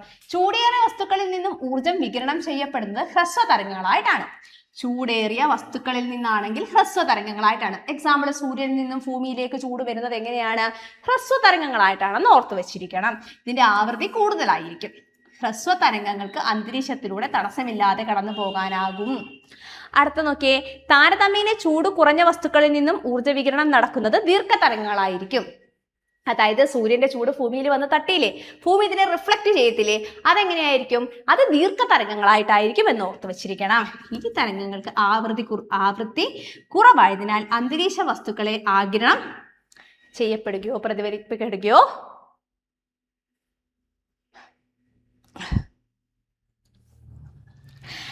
ചെയ്യുന്നില്ല കേട്ടോ എന്നുകൂടി ഓർത്തു വെച്ചിരിക്കണം. നെക്സ്റ്റ് വൺ, താഴെ തന്നിരിക്കുന്നവയിൽ ഉപദ്വീപീയ നദിയുടെ സവിശേഷതകൾ ഏതൊക്കെയാണ്? ഉപദ്വീപീയ നദികളുമായി ബന്ധപ്പെട്ടാണ്. നമ്മൾ ഹിമാലയൻ നദികളെ പറ്റി പറഞ്ഞു. ഇത് ഉപദ്വീപീയ നദികളാണ് അല്ലേ. അതിവിസ്തൃതമായ വൃഷ്ടിപ്രദേശമാണുള്ളത് എന്നാണ് ഫസ്റ്റ് സ്റ്റേറ്റ്മെന്റ്. കഠിനശിലകളായതിനാൽ ആഴം കൂടിയ താഴ്വരകൾ സൃഷ്ടിക്കപ്പെടുന്നില്ല. മൂന്നാമത്തെ, സമതലങ്ങളിൽ ഉൾനാടൻ ജലഗതാഗതത്തിന് സാധ്യതയുണ്ട്. നാലാമത്തെ, താരതമ്യേന വിസ്തൃതി കുറഞ്ഞ വൃഷ്ടിപ്രദേശമാണ് എന്ന് കൊടുത്തിട്ടുണ്ട്. ഈ സ്റ്റേറ്റ്മെന്റിൽ ഏതാണ് ഉപദ്വീപീയ നദിയുമായി ബന്ധപ്പെട്ടത്? ഉപദ്വീപീയ നദിക്ക് അതിവിസ്തൃതമായ വൃഷ്ടിപ്രദേശം ഒന്നും തന്നെ ഇല്ല. തെറ്റാണ്. കഠിനശിലകളായതിനാൽ ആഴം കൂടിയ താഴ്വരകൾ സൃഷ്ടിക്കപ്പെടുന്നില്ല. അത് ശരിയാണ്. പിന്നെന്താണ്? സമതലങ്ങളിൽ ഉൾനാടൻ ജലഗതാഗതത്തിന് സാധ്യതയുണ്ട്. തെറ്റാണ് കേട്ടോ. സമതലങ്ങളിൽ ഉൾനാടൻ ജലഗതാഗതത്തിന് സാധ്യതയില്ല. എവിടെ? ഉപദ്വീപീയ നദികൾ. ഇതൊക്കെ എവിടെയാണ്? ഹിമാലയൻ നദികളിൽ സമതലങ്ങളിൽ ഉൾനാടൻ ജലഗതാഗതത്തിന് സാധ്യതയുണ്ട്. അവിടുത്തെ വൃഷ്ടിപ്രദേശം വളരെ വലുതാണ് എന്നൊക്കെ നമുക്കറിയാം അല്ലേ. ഇത് ഉപദ്വീപീയ നദികളിൽ അങ്ങനെയില്ല. താരതമ്യേന വിസ്തൃതി കുറഞ്ഞ വൃഷ്ടിപ്രദേശമാണ് ഇത് ഉപദ്വീപീയ നദികൾക്ക്. അപ്പൊ ഇവിടെ ബിയും ഡിയും ആണ് എന്ത്? ബിയും ഡിയും, അതായത് രണ്ടും 4 ഇവിടെ ശരിയായ ഉത്തരം. ഓർത്തു വെച്ചിരിക്കണം. നമുക്ക് നോക്കാം. ഇവിടെ ഉപദ്വീപി നദിയുടെയും ഹിമാലയൻ നദികളുടെയും പ്രത്യേകതകൾ കൊടുത്തിട്ടുണ്ട് കേട്ടോ. ഈ 2 പ്രത്യേകതകളും പഠിക്കാം. ഹിമാലയൻ പർവ്വതനിരകളിൽ നിന്ന് ഉത്ഭവിക്കുന്നു. ഏത്? ഹിമാലയൻ നദികളിലെ. ഉപദ്വീപി നദികളാണെങ്കിലോ ഉപദ്വീപീയ പീഠഭൂമിയിലെ മലനിരകളിൽ നിന്നാണ് ഉത്ഭവിക്കുന്നത്. അതിവിസ്തൃതമായ വൃഷ്ടിപ്രദേശമാണ് ആർക്ക്? ഹിമാലയൻ നദികൾക്ക് കേട്ടോ. ഹിമാലയൻ നദികൾക്ക് എന്താണ്? അതിവിസ്തൃതമായ വൃഷ്ടിപ്രദേശമാണ്. താരതമ്യേന വിസ്തൃതി കുറഞ്ഞ വൃഷ്ടിപ്രദേശമാണ് ആർക്ക് വരുന്നത്? നമ്മുടെ ഉപദ്വീപീയ നദികൾക്ക്. ഉപദ്വീപീയ നദികൾക്ക് എന്താണ്? താരതമ്യേന വിസ്തൃതി കുറഞ്ഞ വൃഷ്ടിപ്രദേശമാണ്. അപരതന തീവ്രത കൂടുതൽ ഹിമാലയൻ നദികൾക്കാണ് കേട്ടോ. ആദ്യം കൊടുത്തേക്കുന്ന പോയിന്റുകൾ ഹിമാലയൻ നദിയുമായി ബന്ധപ്പെട്ടാണ് കേട്ടോ. അപരതന തീവ്രത ഇവിടെ കൂടുതലായിരിക്കും. അപരതന തീവ്രത താരതമ്യേന കുറവാണ് എവിടെ? നമ്മുടെ ഉപദ്വീപീയ നദികൾക്ക്. അപ്പൊ നോക്കിയേ, ഉപദ്വീപീയ നദികളുടെ കാര്യം പറയുകയാണെങ്കിൽ ഉപദ്വീപീയ പീഠഭൂമിയിലെ മലനിരകളിൽ നിന്നാണ് ഇവ ഉത്ഭവിക്കുന്നത്. പിന്നെന്താണ്? ഹിമാലയ പർവ്വതത്തിൽ നിന്ന് ഉത്ഭവിക്കുന്നതാണ് ഹിമാലയൻ നദികൾ എന്ന് പറഞ്ഞു. വൃഷ്ടിപ്രദേശം കൂടുതലാണ് ഹിമാലയൻ നദികൾക്ക്. എന്നാൽ ഉപദ്വീപീയ നദികൾക്ക് എന്താണ്? വൃഷ്ടിപ്രദേശം കുറവാണ്, അപരതന തീവ്രത കുറവാണ്. അതൊക്കെ എന്താണ് അതിന്? കുറവാണെന്ന് കൂടി ഓർത്തു വെച്ചിരിക്കണം. നെക്സ്റ്റ് നോക്കിയേ, പർവ്വത മേഖലകളിൽ ഗിരികന്ധരങ്ങൾ സൃഷ്ടിക്കുകയും സമതലങ്ങളിൽ വളഞ്ഞു വളഞ്ഞൊഴുകുകയും ചെയ്യുന്നു. ആര്? ഹിമാലയൻ നദികൾ. ഓർത്തു വെച്ചിരിക്കണം. പർവ്വത നിരകളിൽ ഗിരികന്ധരങ്ങൾ സൃഷ്ടിക്കുകയും സമതലങ്ങളിൽ വളഞ്ഞു വളഞ്ഞൊഴുകുകയും ചെയ്യുന്നത് ആരാണ്? ഹിമാലയൻ നദികളാണ്. എന്നാൽ ഉപദ്വീപീയ നദികളാണെങ്കിലോ കഠിനമേറിയ ശിലകളിലൂടെ ഒഴുകുന്നതിനാൽ അഗാധ താഴ്വരകൾ ഇവ സൃഷ്ടിക്കപ്പെടുന്നില്ല കേട്ടോ.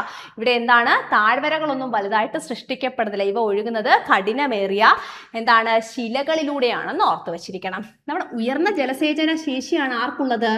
നമ്മുടെ ഹിമാലയൻ നദികൾക്കുള്ളത്. എപ്പോഴും എന്താണ്? വെള്ളമുണ്ട്, ജലസേചന ശേഷി കൂടുതലാണ്. പക്ഷെ ഉപദ്വീപീയ നദികളിൽ എന്താണ്? എപ്പോഴും ഒരു ഓവറായിട്ടുള്ള വെള്ളമൊന്നും ഇല്ല. അവിടെ എന്താണ്? താഴ്ന്ന ചെറിയ ജലസേചന ശേഷിയാണെന്ന് ഓർക്കണം. സമതല പ്രദേശങ്ങളിൽ ഉൾനാടൻ ജലഗതാഗതത്തിന് സാധ്യതയുണ്ട് ഹിമാലയൻ നദികളിൽ. എന്നാൽ ഉൾനാടൻ ജലഗതാഗതത്തിന്റെ സാധ്യത താരതമ്യേന എന്താണ്? കുറവാണ്. എവിടെ? ഉപദ്വീപീയ നദികളെന്ന് ഓർത്ത് വെച്ചിരിക്കണം. ഇവിടെ 2 പോയിന്റ്സ് തന്നിട്ടുണ്ട്. എന്താണ്? ആദ്യ പോയിന്റ്സ് ഹിമാലയൻ നദി വെച്ചിട്ടാണ് കണക്ട് ചെയ്യുന്നത്. ഹിമാലയൻ നദിക്ക് ഉള്ള പ്രത്യേകതകളും ഉപദ്വീപീയ നദികളുടെ പ്രത്യേകതകളും വ്യക്തമായിട്ട് എന്ത് ചെയ്തിരിക്കണം?